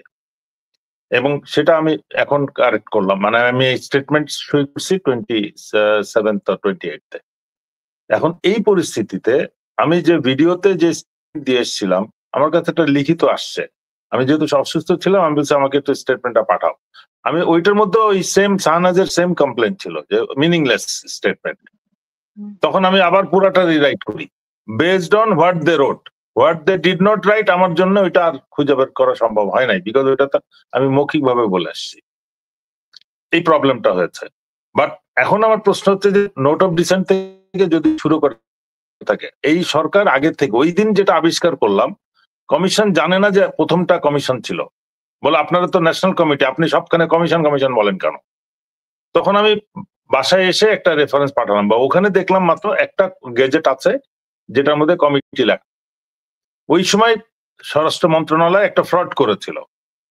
এইবারের কমিশন যেরকম একটা আদেশে কমিশন আকারে হয়েছে, কমিশন এই ক্লজে এই তদন্ত করবে, এই কমিটি এইভাবে গঠন করা হলো কমিশন, তাদের এই পাওয়ার থাকবে। ওইখানে করছে কি, রাজনৈতিক শাখা একটা গেজেট পাবলিশ করছে যেটাতে কমিশন আমাদেরকে ডিটেল করছে, নাম টাম উল্লেখ করছে। এটা হচ্ছে 2 মার্চ 2009। 3 তারিখে আবার আলাদা আইন শাখা স্বরাষ্ট্র মন্ত্রণালয় আলাদা একটা গেজেট পাবলিশ করছে, করে ওইটার মধ্যে লিখছে ওই গতকালের ওই কমিশনের রেফারেন্স দিয়ে বলছে ওইটাকে 1958, 56, 58 এর কমিশন অ্যাক্টের আওতায় ক্ষমতা দেওয়া হলো। এটা কিন্তু দুইটাকে এক করে একদিনে একটা অর্ডারে দেওয়া যেত। এখন যেটা আমি উল্লেখ করতে চাচ্ছি, কমিশন আমাকে যখন চ্যালেঞ্জ করলো, মানে আমি চ্যালেঞ্জ বলতে ওই ভাষায় বলতেছি যে আমরা আমাদের কাছে ডকুমেন্টে দেখছি এটা কমিটি, অ্যাকচুয়ালি তাদের কাছে কমিটি ছিল। যে রিপোর্টটা সাবমিট হয়েছে সেকেন্ড গেজেটটা তারা গায়েব করে দিছিল। ইলিয়াস ভাই বুঝছেন জিনিসটা? সেকেন্ড গেজেট যেটাতে এটার কমিশনের পাওয়ার দেওয়া হয়েছে ওইটাকে গায়েব করে দিছে। কমিশন এবং কমিটির মধ্যে পার্থক্য যেটা মানে আমরা সবাই জানি, এটা commission has the power of A court, যেটা লেখা আছে 1958 কমিশন অ্যাক্টে। এখন ওই পাওয়ারটা ডিস্ট্রিক্ট কোর্ট না এটা অ্যাপিলেট ডিভিশন না হাইকোর্ট, সেটা সরকার নির্ধারিত করে দেয়। স্যার ওই সময় যে আপনার সুপ্রিম কোর্টের জাজের যে পদমর্যাদা দেয়া হবে, তারপরে তাদের মানে এই জিনিসগুলো নিয়েও তো বারবার নানান ধরনের তালবাহানা করা হচ্ছিল। তখনও তো বললাম না যে প্রথম ফ্রডটা করা হয়েছে, তো রিপোর্ট যখন সাবমিট করছে তখন সেকেন্ড গেজেটটা তো দেয় নাই ওইটার সাথে, একটা মাত্র গেজেট যেটাতে কমিটি লেখা অমুক অমুক সদস্য। তার মানে এটা ডেলিভারেটলি দুইটা করা হয়েছে, একটাতে কমিশনের এক অথরিটি দিয়ে ওইটাকে সরাই দেওয়া হয়েছে। ভবিষ্যতে যে কেউ যেন রিপোর্টটাকে কমিটির রিপোর্ট হিসেবে কনসিডার করে। কমিটি কিন্তু এটা স্বরাষ্ট্র মন্ত্রণালয়ের আভ্যন্তরীণ একটা বিষয়, যেটাতে আমি প্রথম চ্যালেঞ্জ করেছিলাম সারা খাতুনকে, যে আপনি এবং আইন প্রতিমন্ত্রী কিভাবে এটা কনভেনার ডেপুটি কনভেনার হন। এটা তো স্বরাষ্ট্র মন্ত্রণালয়ের যদি হয় then it is okay, then why are you here. আর যদি এটা জাতীয় কমিশন হয় তাহলে আপনারা তো সাক্ষী দিবেন, আপনারা কি করে কনভেনার হন? একই জিনিসটা কিন্তু মানে এই কমিশনেও চেষ্টা করছে ওরকম একটা। প্রথম প্রপোজাল কিন্তু আমার কাছে এসেছিল টু হেড দি কমিশন, যে ঠিক আছে তুমি নোট অফ ডিসেন্ট দিছো, তুমি হও। আমি বললাম হাউ ক্যান ইট বি, আমি তো এটার কনফ্লিক্ট অফ ইন্টারেস্ট হবে। যেদিন আমার নাম ঘোষণা হবে, যেরকম ট্রাইব্যুনালের লয়ার যাকে দিছিল তার একটা ফেসবুক পোস্টের জন্য তাকে চেঞ্জ করতে হয়েছে, শেখ হাসিনার বিরুদ্ধে যে লড়ছে। তা আমাকে নেতা করে কিন্তু প্রথমেই কমিশনটাকে কন্ট্রোভার্সিয়াল করা হতো। এটা কিন্তু আমি মানে জিতবতন জোর দিয়ে মানে শক্তি খাটা এটাকে বাতিল করছি, জন্য আমি সাক্ষী হবো এটাতে। এবং আমি আগে নোট অফ ডিসিশন সাইন করার সময় বলে আসছি যে আমি এই কমিশন আবার হবে তখন সাক্ষী দিতে আসবো। Then I will make sure that এই কমিটির সবাই যারা যারা মানে ডিফল্টার যারা, তাদেরকে যেন শাস্তি আনা হয়। এবং আমি কিন্তু এই কমিশনে স্টেটমেন্টে আমি ওইভাবে বলে আসছি যে কারা কারা ওই কমিটিতে রিপোর্ট ট্যাম্পারিং বা সত্যকে লুকাইতে বা যেন তেন একটা রিপোর্ট তৈরিতে সাহায্য করেছে, তার প্রমাণ হচ্ছে পরবর্তীতে তারা দ্রুত পদোন্নতি পেয়ে বিভিন্ন পুরস্কৃত পদে চলে গেছে। এটাই কিন্তু যথেষ্ট। সেটা আমি ব্যুরোক্রেটসদের দেখি, মিলিটারিদের দেখি বা পুলিশকে দেখি। পুলিশের আইজি বসে বসে কটারঘাটে ওই অস্ত্র সমর্পণের নাটক করছে, যদিও তার মেয়ের জামাইকে সেদিন হত্যা করা হয়েছিল। উনি পরবর্তী কিন্তু অ্যাম্বাসাডার হয়েছে, তারপরে এমপি হয়েছে। এই জিনিসগুলো কিন্তু এই কমিশন কতটুকু আইডেন্টিফাই করছে সেটা নিয়ে আমার একটু সন্দেহ আছে। এই কমিশনকে আরেকটা বিষয় যেটা আমি মানে আলাদাভাবে উল্লেখ করেছিলাম, যেটা আমি পরবর্তীতে লিখিততে ওইভাবে আসে নাই, সেটা হচ্ছে যে আমি ধরে নিলাম যে শেখ পরিবারের ক্ষোভ ছিল সেনাবাহিনীর প্রতি, ভারতের ক্ষোভ আছে বিডিআর এর প্রতি, রাজনীতিবিদদের ক্ষোভ আছে যে বারবার মার্শাল ল হয়, তার রাজনীতিবিদরা ঠিক মতো তাদের কার্যকলাপ অপকর্ম চালাইতে পারে না সেনাবাহিনীর প্রতি। কিন্তু সেনাবাহিনীর কলিগ, আমার ব্যাচমেট, আমার সহকর্মী, এরা যদি কোঅপারেট না করতো এই হত্যাকাণ্ড কোনোদিন বাস্তবে সম্ভব হতো না। সেটা এজেন্সি বলি, সশস্ত্র বাহিনীর যারা তারা বলি। সশস্ত্র বাহিনী বলতে আমি জেনারেল মঈন থেকে শুরু করে ডাউন টু যে অ্যাক্টিং সিও বলি যে বিডিআর গেটের সামনে দাঁড়ানো ছিল।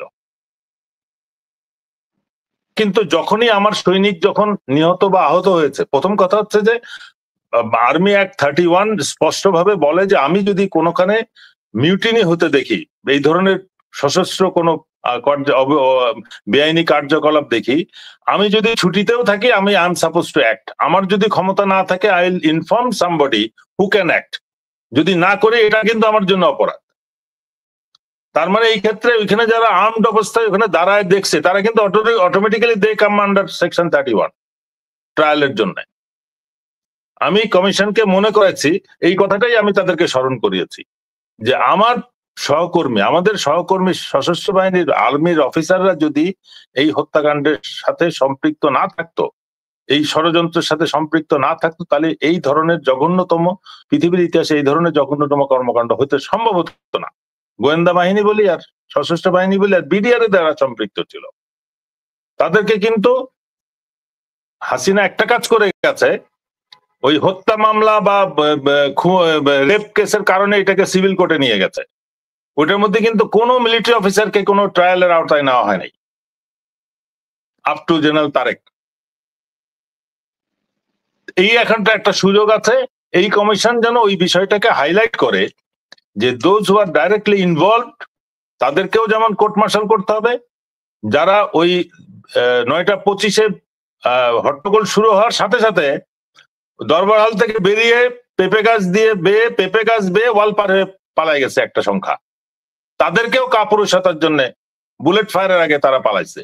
যুদ্ধক্ষেত্রে এই ধরনের পানিশমেন্ট কিন্তু ওইখানে ডেথ পেনাল্টি, এটাও কিন্তু ওই ধরনের একটা অপারেশন ছিল। এগুলো কোনো হিসাব নাই, যারা অংশ নিছে তাদের তো অবশ্যই হিসাবে নিতে হবে। কেউ যদি বলে যে আমি আদেশের কারণে পাই নাই, তাকেও কোর্ট মার্শালে এসে, কোর্ট মার্শাল মানেই কিন্তু অপরাধী না, আইনের আওতায় এসে তাকে নির্দোষ প্রমাণ করতে হবে।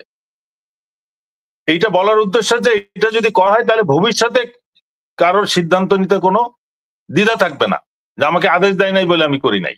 বাট আমার তো আদেশ প্রয়োজন নাই, আমার সৈনিক নিহত হয়েছে, একটা গুরুতর আহত হয়েছে, আমি 12:30টার সময় আমি খবর, আমার 2টা ডেড বডি পেয়েছি, এনডিটিভিতে খবর পেয়েছি আমার ডিজি, তার ওয়াইফ এবং কর্নেল মুজিবকে মেরে ফেলা হয়েছে। এরপরে তো আমার কোনো আদেশ প্রয়োজন নাই, স্পটে যারা আছে এই আদেশগুলোর জন্য সবাই ওয়েট করতেছে এবং এটাকেই অজুহাত দিচ্ছে। মানে কেউ চেষ্টা করছে এটা, জেনারেল মঈন আদেশ দেয় নাই, জেনারেল মঈন বলতেছে আমাকে তো প্রাইম মিনিস্টার নিয়ে যমুনাতে বসায় রাখছে, চা খাওয়াইছে, আমরা 3 বাহিনী প্রধান ওখানে আটকা পড়েছিলাম। কথাটা বলার আগে তার লজ্জিত বোধ করা উচিত ছিল। সব থেকে দুঃখজনক বিষয় হচ্ছে এখন এই মুহূর্তে আমাদের কিছু সহকর্মী রিটায়ার্ড অফিসার এক একজনকে এক এক এজেন্ডাতে এক একভাবে বাঁচানোর চেষ্টা করতেছে। So unfortunate. এই ধরনের জঘন্যতম ঘটনা ঘটার পরে এই কমিশনের আওতা থেকে বাঁচানোর জন্য ইউটিউবে আসতেছে, যা তা বলতেছে, কোর্টের সামনে বলতেছে, অফিসারদেরকে বলতেছে তোমরা এর বিরুদ্ধে কথা বলবা না, ওর তো কিছু বলার নাই, অমুক খুব ভালো মানুষ, চরিত্র ভালো, কথা মিষ্টি। কথা বলে মিষ্টি, চরিত্র ভালো, সৎ, তুমি মিলিটারি অফিসার হিসেবে তোমার যোগ্যতা কি সেটা না আমি দেখতে চাই। এই বিষয়গুলো কিন্তু এখনো নেগলেক্টেড রয়ে গেছে। ইলেশ ভাই যেটা বললেন যে কমিশনের মধ্যে একটা বিভক্ত ছিল, 2 পার্টি হয়ে গেছে, আমার বাস্তবে এই ধারণা, নাহলে কিন্তু আমাকে প্রথমেই ডাকার কথা, আমাকে দিয়ে শুরু করার কথা। তার মানে শেষ মুহূর্ত পর্যন্ত তারা চেষ্টা করছে যাতে আমাকে না ডেকে পারে। তখন দেখছে যে না, এটা থাকলে একটা ফল্ট থেকে যাবে। যে আগের কমিশনের যে অবজেকশন দিছে, যে ওটাকে নাল অ্যান্ড ভয়েড করছে, তাকে এখনো পর্যন্ত ডাকা হলো না। এখন স্পষ্ট সব থেকে ভালো জিনিস যেটা, হ্যাঁ বলো। স্যার অ্যাড করতে চাচ্ছিলাম যে আপনি যে কথাটা বললেন, এই যে আপনাকে প্রথমে যে ড্রাফটটা দিল, মানে আমাদের যে প্রথমেই যে ড্রাফটটা দিল সেটাতে দেখা গেল যে এটা আসলে মূলত আমার বক্তব্য না। এটা তো মানে বেশ একটা সন্দেহজনক বিষয় আমার ক্ষেত্রে হয়েছে, এবং আমি আরো কিছু অফিসারের কথা জানি তাদেরকেও একই অবস্থা। মানে তারা বলেছেন স্যার এটা কার ড্রাফট পাঠিয়েছেন, এটা আমার বক্তব্য ছিল না। তার মানে একটা চক্র প্রথমেই চেষ্টা করেছে যে ভুলভাবে আমাদের ড্রাফটগুলো তাড়াহুড়া করে, কারণ 9 তারিখে সাইন করার কথা বলছেন, 10 তারিখে আপনার হাতে দিচ্ছেন যে আপনার ড্রাফট অলরেডি হয়ে গেছে, এটা সাইন করে দেন। তাড়াহুড়া করে ধামাচাপা দিয়ে নিজেদের কথা টাইপ করে নিয়ে এসে আমাদেরকে কিন্তু সাইন করানোর ট্রাই করা হয়েছিল, সেটা কিন্তু বোঝা যাচ্ছে কি কারা আসলে কোন চক্রটা এটা চেষ্টা করলো। এই ব্যাপারে আমার যেটা বক্তব্য, সেটা আলটিমেটলি এই কমিশনের স্টেটমেন্ট বা রিপোর্ট বা ফাইন্ডিংস এটা কোর্টে যাবে, আইসিটিতে যাবে। তখন কিন্তু ওই ইন্ডিভিজুয়ালের স্টেটমেন্ট দেখবে যে ওটার মধ্যে it doesn't make any difference, তখন এটা বাতিল হয়ে যাবে। এটা কিন্তু সুদূর প্রসারী ষড়যন্ত্র। আমি যেটা মনে করি, এটা যদি ডেলিবারেটলি না হয়ে থাকে, এই নেগলেক্টটা গ্রহণযোগ্য না। ডেলিবারেটলি যদি না হয়ে থাকে, আলোচনা হয়েছে অনেকদিন ধরে। আমি যেটা আপনার সব মানে আমরা সামারি টানি একটা, যে আমাকে যদি জিজ্ঞেস করেন যে এই পিলখানা হত্যাকাণ্ডের জন্য প্রধানত দায়ী কে, মানে বাংলাদেশ এন্ডে ইন্ডিয়ার বাইরে যদি প্রধানত দায়ী কে সেটা আমাকে জিজ্ঞেস করেন, তাহলে সেটার জন্য আওয়ামী লীগ দায়ী। দ্বিতীয়ত দায়ী হচ্ছে সেনাবাহিনীর অফিসার, এবং সেই সেনাবাহিনীর অফিসারদের ভেতরে যাদেরকে আমরা এখন শহীদ নামে ডাকি, সেই শহীদদের ভেতরেও 2-4 জন আছে। তারপরে এই বিচার ধামাচাপা কমিশন কোনো ইনভেস্টিগেশন করছে কিনা আমার জানা নাই, করেনি।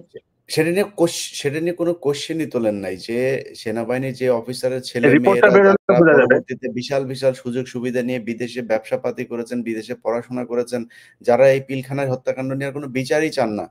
এই ধরনের দুর্নীতিবাদ যাদের অপারেশন ডাল ভাতের কারণে আজকে এটা হয়েছে, যেই বিডিআর এর সৈনিকরা তো এমনিতেই খেপে নাই, তাই না? তাদেরও তো ক্ষোভ ছিল সেদিন, একেবারে যে মিউটিনি হয়ই নাই তা না, একটা পরিস্থিতিতে এসে তারাও বিদ্রোহ করেছিল তো, কিন্তু সেই বিদ্রোহটা কতটুকু হবে কি হবে সেটা বিডিআর এর সৈনিকরা জানতো না।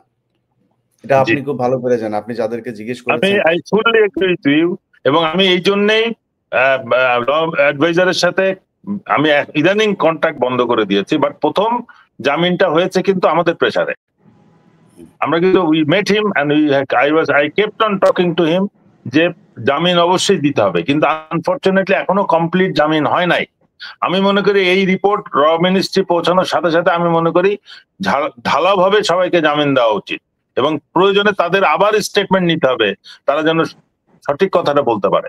কারণ এই যে তাদের কম্পেনসেশন দিতে হবে, তারা যে এতদিন ফ্রি জেল খাটলো, যারা প্রথম দ্বিতীয় তৃতীয় লেয়ার বাদ দিয়ে চতুর্থ লেয়ারে এসে বিডিআর এর কেউ তো অবশ্যই এখানে হয়তো তারা অপরাধের সাথে জড়িয়ে পড়েছিল, হয়তো মার্ডারের সাথেও তাদের কেউ জড়িত ছিল। তারা কারা? সেই এই কি বলে মঈন, সিপাহী মঈন, তারপরে হচ্ছে গিয়ে ওই যে তোরাবালির ছেলে টেলে, এরা যারা বাইরে থেকে এসে এখানে করেছিল, তাপস, এদের এতদিন ধরে আপনারা শেল্টার দিলেন, এদেরকে এমপি বানায় রাখলেন, সিটি কর্পোরেশনের মেয়র বানায় রাখলেন, অথচ সব দোষ গিয়ে পড়লো হচ্ছে বিডিআর এর উপরে।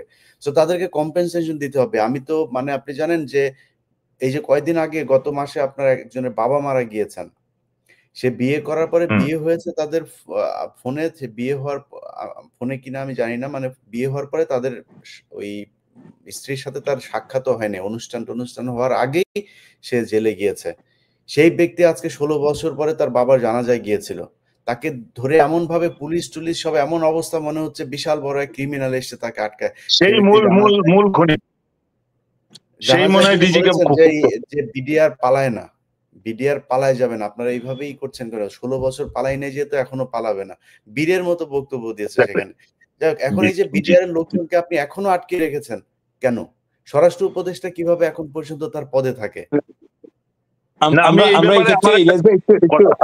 স্যার তো কথা বলেছেন, আমি একটু দুটো লাইন যোগ করতে চাচ্ছিলাম যদি সুযোগ হয়। প্রথম কথা হচ্ছে যে আমরা একটা বিষয়, আমার মনে হয় যে ক্যাপ্টেন শাহনাজ অথবা হাসান নাসির স্যার এই ব্যাপারে একমত হবেন আমাদের সাথে, যে এটা কমিশনের, এটা হচ্ছে একটা রিপোর্ট। এটা এই মুহূর্ত পর্যন্ত আইনগত কোনো ভিত্তি নেই। কারণ এটা যদি একজন সাব ইন্সপেক্টর অফ পুলিশও যদি একটা তদন্ত করে তার উপর হাওলা মতে একটা তদন্ত করে যদি একটা রিপোর্ট দিতেন, তাহলে সেটাকে আমরা চার্জশিট বলতাম, যেটার উপর বেসিস করে ভিত্তি করে একটি রায় হতে পারত। আর এটা হচ্ছে কমিশনের একটা রিপোর্ট। আমার মনে হয় যে আমাদের সামনে এখন সবচেয়ে বড় চ্যালেঞ্জ যেটা, সেটা হচ্ছে যে এই কমিশনের রিপোর্টের ভিত্তিতে আইনগত ব্যবস্থা গ্রহণ করা। এই কমিশন যাই করেছে, আমরা কমিশনের ব্যাপারে যা হয়েছে, একটা রিপোর্ট হয়েছে এবং সেটা অবভিয়াসলি একটা রিভার্স রিপোর্ট হয়েছে। কারণ আগে আমরা যে মিথ্যার উপর বসেছিলাম, এই কমিশনের এই রিপোর্টটা কম বেশি যাই হোক না কেন, বিশেষ করে ক্যাপ্টেন শাহনাজ বা হাসান নাসির স্যার অনেকগুলো বিষয় বলেছেন, তো দোষ ত্রুটি তো আছেই, কিছু ভুল ভ্রান্তি আছে, সবকিছু মিলে একটা রিপোর্ট হয়েছে। এখন আমাদের জন্য সবচেয়ে বড় চ্যালেঞ্জ হচ্ছে এই রিপোর্টের ভিত্তিতে আইনগত ব্যবস্থা গ্রহণ করা, যাদের ব্যাপারে সুনির্দিষ্ট অভিযোগ এসেছে। কারণ এই রিপোর্টটা অনেকগুলো বিষয় পরিষ্কার করে দিয়েছে, যেটা ওই যে আবার বললাম যে প্রধান উপদেষ্টা মহোদয় লিখায় তার ফেসবুক ওয়ালে এসেছে যে পুরো ঘটনাটি সংঘটিত করার ক্ষেত্রে তৎকালীন প্রধানমন্ত্রী শেখ হাসিনা গ্রিন সিগন্যাল ছিল, ভেরি ক্লিয়ার, একেবারে পরিষ্কার। উনি আবার লিখে দিয়েছেন যে এই হত্যাকাণ্ড পরিকল্পিত এবং এর পেছনে প্রধান সমন্বয়কের ভূমিকা পালন করছিলেন তৎকালীন সংসদ সদস্য শেখ ফজলুল নূর তাপস। উনি আবার লিখলেন যে এর দায় তৎকালীন সরকার প্রধান থেকে শুরু করে সেনা প্রধানেরও। এখন যাই হয়েছে, শুধু দায়ের বক্তব্য দিলাম, কে মাস্টারমাইন্ড সেটা আমরা বললাম, কে এক্সিকিউট করেছে সেটা আমরা বললাম, কিন্তু এগুলোকে শাস্তির আওতায় নিয়ে আসা, আইনের আওতায় নিয়ে আসা, এটা হচ্ছে আমাদের সামনে এই মুহূর্তে সবচেয়ে বড় চ্যালেঞ্জ। আর ইলিয়াস ভাই যে বিষয়টা বললেন, আমি মনে করি যে এখন তিনটি ওয়ে আমাদের সামনে আছে। একটা ওয়ে হলো যে দুটো মামলা, হত্যা মামলাটা অ্যাপিলেট ডিভিশনে আছে। অ্যাপিলেট ডিভিশনের আমাদের যেটুকু আইনের ছাত্র হিসেবে আমরা বুঝছি, সেটা হলো এই মামলাটা যদি ওখানে ফিক্স করা হয়, এই মামলাটা যারা মৃত্যুদণ্ড প্রাপ্ত 139 জন বা তার চেয়ে কম, 184 জন বা তার চেয়ে কম যাবজ্জীবন প্রাপ্ত, এই মামলাটা ওখানে ফিক্স করে এই মামলাটাকে রিমান্ডে পাঠানো, আবার সেই ট্রায়াল কোর্টে পাঠানো। ট্রায়াল কোর্ট অবভিয়াসলি দুটো কাজ করবে। একটি হচ্ছে যে এই মামলাটি যখন রিমান্ডে এখানে আসবে, তখন এই যে রিপোর্ট, এই রিপোর্টটাকে আপনি আইনগতভাবে কিভাবে নিয়ে আসবেন, নিয়ে আসার রাস্তাটা হচ্ছে যে এখানে আমাদের যে 173 সেকশন সিআরপিসি, এর আলোকে আবার একটি অধিকতর তদন্তের আদেশ দেওয়া, এবং সেই অধিকতর তদন্তের এই অধিকতর তদন্তের মাধ্যমে কমিশনের রিপোর্টটা একটা আইনানুগ রূপ লাভ করা। তখন এই মামলা যারা বিভিন্ন মেয়াদে, যারা এখন পর্যন্ত জেলে আছেন, যার যেটুকুই থাক না কেন, সেটা মৃত্যুদণ্ড হোক আর যাবজ্জীবন হোক, এই নতুন ফার্দার ইনভেস্টিগেশনে যদি তারা আইনের আওতায় আসে তাহলে আসবে, কিন্তু এই ফার্দার ইনভেস্টিগেশন না হওয়া পর্যন্ত এরা জামিনে মুক্তি পাবে। এটা একটা ওয়ে। আরেকটা ওয়ে হইলো যে ইয়েতে যেটা আছে, বিস্ফোরক মামলা যেটা আছে, সেখানে একইভাবে অধিকতর তদন্ত হবে। ইতিমধ্যেই একটি সুখবর হইলো যে যারা উভয় মামলায় খালাসপ্রাপ্ত হয়েছেন তাদের সবাইকে ইতিমধ্যে জামিন দিয়ে দেওয়া হয়েছে। 10 বছরে বা তার চেয়ে নিচে যাদের সার্ভ আউট হয়ে গেছে, তাদেরও 3 তারিখে 16, 30 এবং 53 জনকে জামিন দিয়ে দেওয়া হয়েছে। বাকি অল্প কজন আছেন, যারাই থাকুক না কেন, জজ কোর্টের যেটুকু জুরিসডিকশন আছে, ওই জুরিসডিকশনের মধ্যে থেকে অধিকতর তদন্তের বিস্ফোরকের মামলায় যদি একটি আদেশ হয়, তাহলে বাকি যারা আছেন তারা ছাড়া পেয়ে যাবেন। আর হাসান নাসির স্যার যেটা বললেন, হি ইজ ভেরি কারেক্ট, যে ট্রাইব্যুনালে, আন্তর্জাতিক অপরাধ ট্রাইব্যুনালে আইসিটিতে যে মামলাটা আছে, সেটার মাধ্যমেও এই তদন্ত রিপোর্টকে, এই কমিশনের যে রিপোর্ট আছে, সেই রিপোর্টটাকে আইনানুগভাবে সেখানে রিসিভ করে, গ্রহণ করে, তার ভিত্তিতে চার্জ ফ্রেম করে ফর্মাল চার্জ নিয়ে এরপরে এগোনো।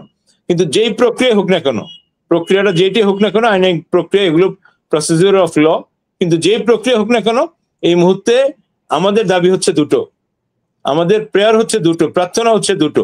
একটা হচ্ছে কমিশনের এই রিপোর্টের ভিত্তিতে আইনানুগ ব্যবস্থা গ্রহণ করা তাদের বিরুদ্ধে যাদের নাম এখানে এই কমিশনের রিপোর্টে আসছে।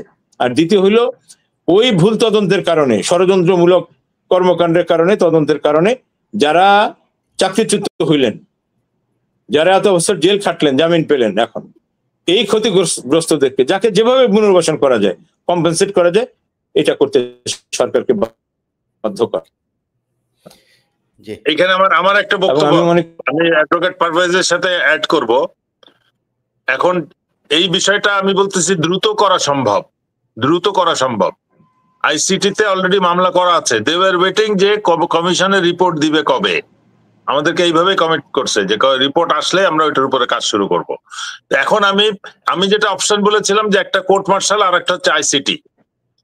কোর্ট মার্শাল এখন সম্ভব না, বিকজ কোর্ট মার্শালে দেখা যাবে সবাইকে সিভিয়ার রেপ্রিমেন্ড বা 6 মাসের সিনিয়রিটি দিয়ে ছেড়ে দিবে বর্তমান যে বাহিনী আছে। ওই ইয়েকে যেটা করছে লেফটেন্যান্ট কর্নেল, যে বিডিআর এর যে অফিসারটা আছে, এখন তাকে আবার আইসিটি তে আনা হয়েছে। তো ওই কোর্ট মার্শাল এখন ডিপেন্ড করা যাচ্ছে না। সুতরাং আইসিটি তে যেহেতু অলরেডি মামলা আছে, এইটাতে দিলেই ওই রিপোর্টের উপরে যাদের উইটনেস এবং যাদেরকে আসামি করা হয়েছে, আবার এখানে ইনভেস্টিগেটর টিম আছে, they can do it fast. এরা যদি বিচার শুরু করে তাহলে একটা প্রোগ্রেস আমরা দেখতে পারবো, এবং এটা অবশ্যই এই লাইনে হওয়া উচিত বলে মনে করি। আর একটা জিনিস যেটা শাহনাজ এনেছিল, হেলিকপ্টার অ্যাক্সিডেন্ট, একটা জিনিস খেয়াল রাখতে হবে, এই হেলিকপ্টার অ্যাক্সিডেন্টের এরা কিন্তু সবাই বিডিআর শহীদদের সাথে included on all facilities, all privileges. এটাও কিন্তু ওই রহস্যটাকে সত্যায়িত করে, যেটার সাথে ওইটা লিঙ্ক আছে। এই লিঙ্কটা যদিও আমি এই লিঙ্কের ইন্ডিকেশন কমিশনকে দিয়েছিলাম, বাট বাকি কাজটা ইনভেস্টিগেশন কমপ্লিট করার দায়িত্ব ছিল কমিশনের। সেটা পারছে কিনা আমি জানি না। এই হেলিকপ্টার কেন এটা অ্যাক্সিডেন্ট করলো, এই রফিক কেন মারা গেল, বা ওই দুইটা পাইলট কেন মারা গেল, বা একটা মারা গেল, একটা তার ইমিডিয়েট পাস্ট মেমোরি ভুলে গেল। মানে সেই হেলিকপ্টার অ্যাক্সিডেন্টের আগের মেমোরি ভুলে গেছে, অনেক পুরনোটা মনে আছে, ভবিষ্যৎটাও প্রেজেন্টটাও তার মনে থাকে, কিন্তু ওই টাইমেরটা নাই। তো এটা বোঝা যায় যে এগুলা ডেলিভারেটলি এই সমস্ত করা হয়েছে, যেগুলো এখন আমি মনে করি সবাই।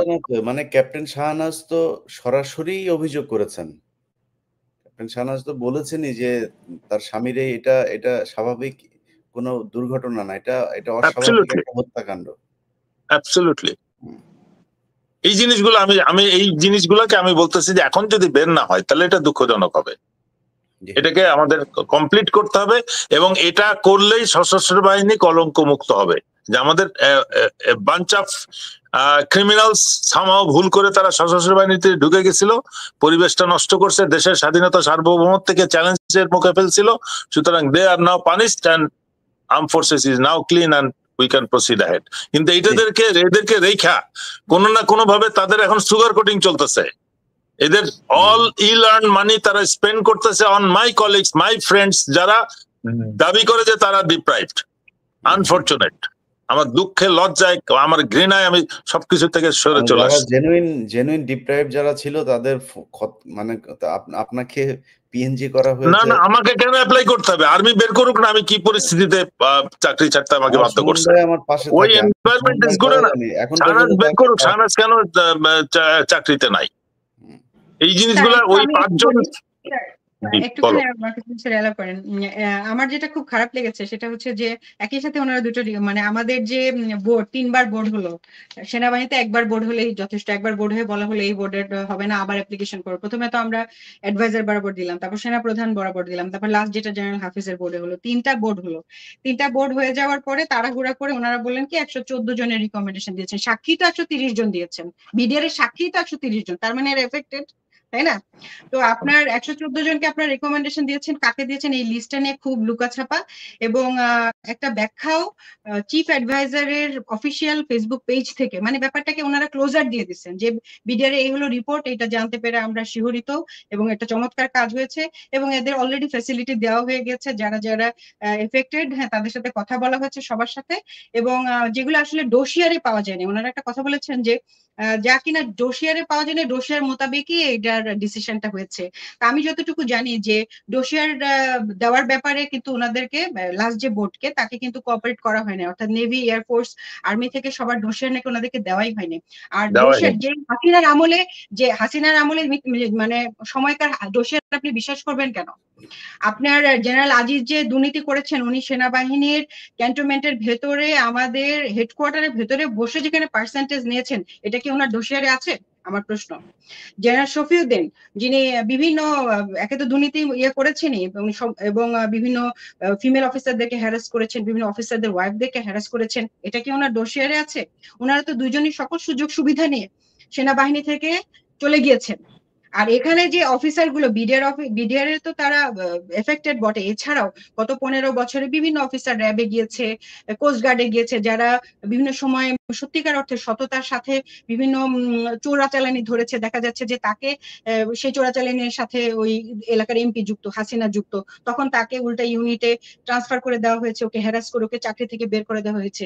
তাদেরগুলো তো ডোসিয়ারে থাকবে না, কারণ এখন যদি আমরা সেই ডোসিয়ার টানি এবং তার প্রশ্ন নিয়ে আমরা কথা বলি, তাহলে আরো অনেক অফিসার যারা যুক্ত, যারা তাকে ওই সময় চাকরিচ্যুত করেছিল, তাদের নামও আসবে এবং তাদেরও পানিশমেন্ট হবে। ঠিক এই জায়গাটা থেকে বাঁচার জন্যই কিন্তু এই অফিসার গুলোকে ডাকা হয়নি। 730 অ্যাপ্লিকেশন করেছে। আমার কথা হচ্ছে, আপনি দেন না দেন, আপনি তো তাদের কথা শুনবেন, আপনি তাদেরকে ডাকেন। আপনার ডোসিয়ারে কি আছে আর সে কি বলছে সেটা তারও নিশ্চয়ই প্রমাণ আছে, সে একজন বোনাফাইড অফিসার, সে কোনো একটা প্রমাণের ভিত্তিতে অ্যাপ্লিকেশন করেছে, সে তার দাবিটা বলুক, আপনারা সেটা শোনেন এবং আপনারা আবার পুনর্বিবেচনা করেন, পুনঃতদন্ত করেন। আপনারা ডোসিয়ারের কথাই যখন হাসিনা আমলের সবকিছু মিথ্যা, তার ডোসিয়ার কেন সত্য হবে? এবং এটা চিফ অ্যাডভাইজারের ভেরিফাইড পেজ থেকে বলা হয়েছে যে আইন শৃঙ্খলা জনিত কারণে অন্য কোনো অফিসারকে দেওয়া হয়নি, 114 জনকে রিকমেন্ডেড করা হয়েছে যাচাই বাছাই করে। অ্যাবসলিউটলি মিথ্যা কথা, কাউকে ডাকা হয় নাই। এই কাকে কাকে ডাকা হয়েছে, সব ওই বর্তমান হাসিনা রেজিমের এলাইদেরকেই অনেক বেশিরভাগ ডাকা হয়েছে, তবে বিডিআর এরও কয়েকজনকে ডাকা হয়েছে আমি শুনেছি, আমাকে ডাকা হয়নি। আচ্ছা, কিন্তু ভালো কয়েকজনকেও এখানে মানে সত্য মিথ্যা মিক্স করে দিয়েছে যাতে এটা নিয়ে কোশ্চেন না উঠে। কিন্তু আসলে কাদেরকে ডাকা হয়েছে এই লিস্টটাও আমরা জানি না। তো একই সাথে দুইটা রিপোর্ট মানে হাফ ডান। আপনার বিডিআর এর রিপোর্টটাও মানে আপনার ভারতের অংশ বা বিদেশের অংশ পুরাটা না বলে একরকম তাড়াহুড়া করে একটা 30 তারিখে সাবমিশন, আর তার সাথে কারা কারা ডিপ টাইপ সেটাও তাড়াহুড়া করে সাবমিশন, এবং এইটার ব্যাপারে একটা ক্লোজার দিয়ে দিয়েছেন, মানে যে এটা হয়ে গেছে, বিডিআর এর কমিশনেরও এটা রিপোর্টটা শেষ, আপনার ডিপ্রাইভড অফিসারদের রিপোর্টটাও শেষ। এইভাবে পরপর দুটা পোস্ট কিন্তু চিফ অ্যাডভাইজারের ওয়াল থেকে আমরা দেখেছি। আমরা এতই অভাগা যে আমরা তো দাওয়াত পাইনি। আমাকে তো এর আগে দাওয়াত দেওয়া হয়েছে, আমাকে কিন্তু এবার 21 যে সশস্ত্র বাহিনী দিবস সেখানে দাওয়াত দেওয়া হয়নি, আপনাকে দেওয়া হয়নি। কারণ আমাদেরকে দিলে তো আমরা চিফ অ্যাডভাইজারের সাথে যে সরাসরি কথা বলতে পারবো। আজকে পর্যন্ত বিভিন্ন জায়গায় চেয়েও আমি একটা অ্যাপয়েন্টমেন্ট নিতে পারলাম না যে চিফ অ্যাডভাইজারের সাথে সরাসরি কথা বলি, সরাসরি আমাদের বিষয়গুলো জানাই। উনি এমনই এসব অফিসারদেরকে দ্বারা সবসময় সারাউন্ডেড থাকেন যে তাদের সেই বিখ্যাত বলয় মানে মানে ভেদ করে আমাদের যাওয়ার সাহস হয় না অথবা সুযোগ হয় না। বিভিন্ন জায়গায় কিন্তু আমি বলেছি যে আমাদের থেকে সরাসরি শুনতে অসুবিধা কি, সশস্ত্র বাহিনী দিবসে আমাদেরকে দাওয়াত দেওয়া হলো না, সেটা বুঝলাম। আপনারা একটা বোর্ড করলেন, সেই বোর্ডেও আপনারা আমাকে ডাকলেন, আপনাদের কিসের এত ভয়? আর কাকে আপনারা ফ্যাসিলিটেট করছেন সেই লিস্টটাও আপনারা মানে এত সিক্রেট, আজকে পর্যন্ত কেউ এটা আমরা বের করতে পারলাম না যে ওই 114 জন রিকমেন্ডেড লোকগুলা কারা। মানে এই যে একটা আপনারা এই সময়েও এসেও হাসিনা, আপনারা এখনো ভাবেন যে হাসিনা ফেরত আসবে?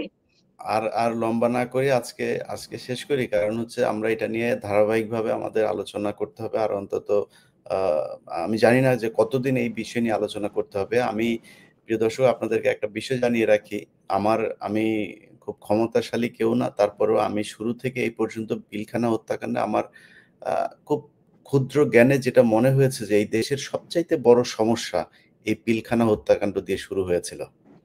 এই পিলখানা হত্যাকাণ্ড যদি নাকি না হতো, তাহলে দেশপ্রেমিক যেসব সেনাবাহিনীদেরকে সেদিন হত্যা করা হয়েছে, খুব ইমিডিয়েট সময়ে এই বিডিআর এ সংযুক্ত করে র্যাব থেকে নিয়ে যাওয়া হয়েছে, সেনাবাহিনী থেকে নিয়ে যাওয়া হয়েছে, বিভিন্ন জায়গা থেকে নিয়ে যেয়ে তাদেরকে পিলখানায় নিয়ে যাওয়া হয়েছে, নিয়ে যেয়ে সেখানে হত্যা করা হয়েছে। এবং একটা বিষয় বলে রাখি যে এখানে সেনাবাহিনীর যারা মারা গিয়েছেন তাদের ভেতরেও 2-4 জন ছিলেন যারা কিনা তারা নিজেরা জানতেন না যে তাদেরকেও এভাবে মারা হবে। তারা মনে করেছেন যে তাদের এনিমি যারা আছে সেনাবাহিনীর ভেতরে, নিজেদের ব্যক্তিগত স্বার্থের কারণে তাদেরকে তারা মেরে ফেলবে, তারা বেঁচে থাকবে। কিন্তু ভারত তো তাদের পরিকল্পনা অন্যভাবে নিয়েছে যে তারা এদেরকেও মারবে, এদেরকেও মারবে। সো সেই পরিকল্পনায় ভারতের কাছে তারা হত্যার শিকার হয়েছে। তো এই যে ঘটনাগুলো ঘটেছে, এই ঘটনাগুলো যদি বিচার হতো তাহলে আমার মনে হয় সেনাবাহিনী অন্তত দাঁড়াতে পারতো। আমি কমিশনের রিপোর্টের কিছু অংশ বলি বিষয়টা। কমিশনের রিপোর্ট আমার হাতে আছে এই মুহূর্তে। আমি কোথা থেকে পেয়েছি, কি পেয়েছি আমি সেটা বলবো না। আমি সরকারকে 2 দিনের সময় দিচ্ছি। আজকে মঙ্গলবার, বুধ, বৃহস্পতিবার পর্যন্ত সময় দিচ্ছি। যদি বৃহস্পতিবারের মধ্যে এটার আশানুরূপ কোনো আমি বহিঃপ্রকাশ না দেখি, তাহলে বৃহস্পতিবার রাত 9টায় আমরা এরকম একটা অনুষ্ঠানের ভেতরেই রিপোর্ট প্রকাশ করে দেব। আমি কোন মন্ত্রণালয় থেকে পেয়েছি, কার কাছ থেকে পেয়েছি সেটা আমি বলবো না, কিন্তু আমি সেটা প্রকাশ করে দেবো। আমি চাই এটা সরকারের থেকে আসুক এবং এটা আইনগত ভিত্তিতে হোক। এই আইনের ভিত্তিতে যাদের বিরুদ্ধে অভিযোগ এসছে তাদেরকে গ্রেপ্তার করা হবে, আইনের আওতায় নিয়ে আসা হবে এবং এই তদন্ত রিপোর্ট অনুযায়ী আমি বলেছি যে আমি 60-70% স্যাটিসফাইড, বাট 60-70% যতটুকু এসছে রিপোর্টে একদম পুরোপুরি, একদম পুরোটা সত্য। এখানে মিথ্যা কোনো কিছু আনা হয়নি, কিন্তু আরো 30% জিনিস আসতে পারতো, সেটা আসলে আমার মনে হয় রিপোর্টটা পূর্ণাঙ্গ হতো। যাই হোক, তো এই রিপোর্টটা কেন আমি চেয়েছিলাম যে এটা যদি বিচার হয় তাহলে এই দেশে আজকে তারেক রহমান দেশে যেতে পারেন না। আমি মনে করি সেনাবাহিনীর ভেতরে এই যে ক্যাপ্টেন শাহনাজ বললেন, ব্রিগেডিয়ার হাসান নাসির বললেন যে তাকে পিএনজি করা হয়েছে, তাদেরকে সশস্ত্র বাহিনী দিবসে দাওয়াত দেওয়া হয় না, তারা সিএমএইচ এ যেতে পারেন না, এই যে সমস্যাগুলো সব সমাধান হয়ে যেত। আজকে তারেক রহমান যে সেনাবাহিনীর যে অফিসারদের ভয়ে দেশে যেতে পারেন না, তারাও তো এই পিলখানা হত্যাকাণ্ডের সাথে জড়িত। অতএব তাদের বিচার হওয়া দরকার ছিল। তারা বিচার হলে আজকে যিনি সেনাপ্রধান আছে সে সেনাপ্রধানও থাকতে পারতো না এই চেয়ারে। সে জেলে না গেলেও সে অন্তত চাকরিতে থাকতে পারতো না। নৈতিকভাবে আমি মনে করি তার মিনিমাম যদি নাকি কোনো লজ্জাবোধ, আত্মসম্মানবোধ যদি থেকে থাকে, তার পদত্যাগ করা উচিত। কারণ পিলখানায় সেদিন কোনায় তিনিও দাঁড়িয়েছিলেন। তিনি তখন মেজর ছিলেন, কিন্তু তিনি তো ছিলেন, তিনি তার দায়িত্ব পালন করতে পারেন নাই। যেটা বলেছেন যে এই আর্মি অ্যাক্ট যেটা সেকশন 31, সেই 31 এর আন্ডারে আমি মনে করি ওয়াকারেরও বিচার হওয়া উচিত। তিনিও সেটার আওতায় আসবেন।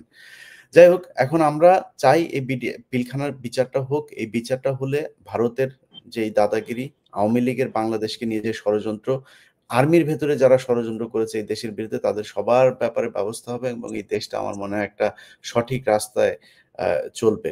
সবশেষ যেটা বলতে চাই, বাংলাদেশের সরকার, সেনাবাহিনী, বিচারক, তদন্ত কমিটি এবং আইনজীবী সবার কাছে অনুরোধ থাকবে।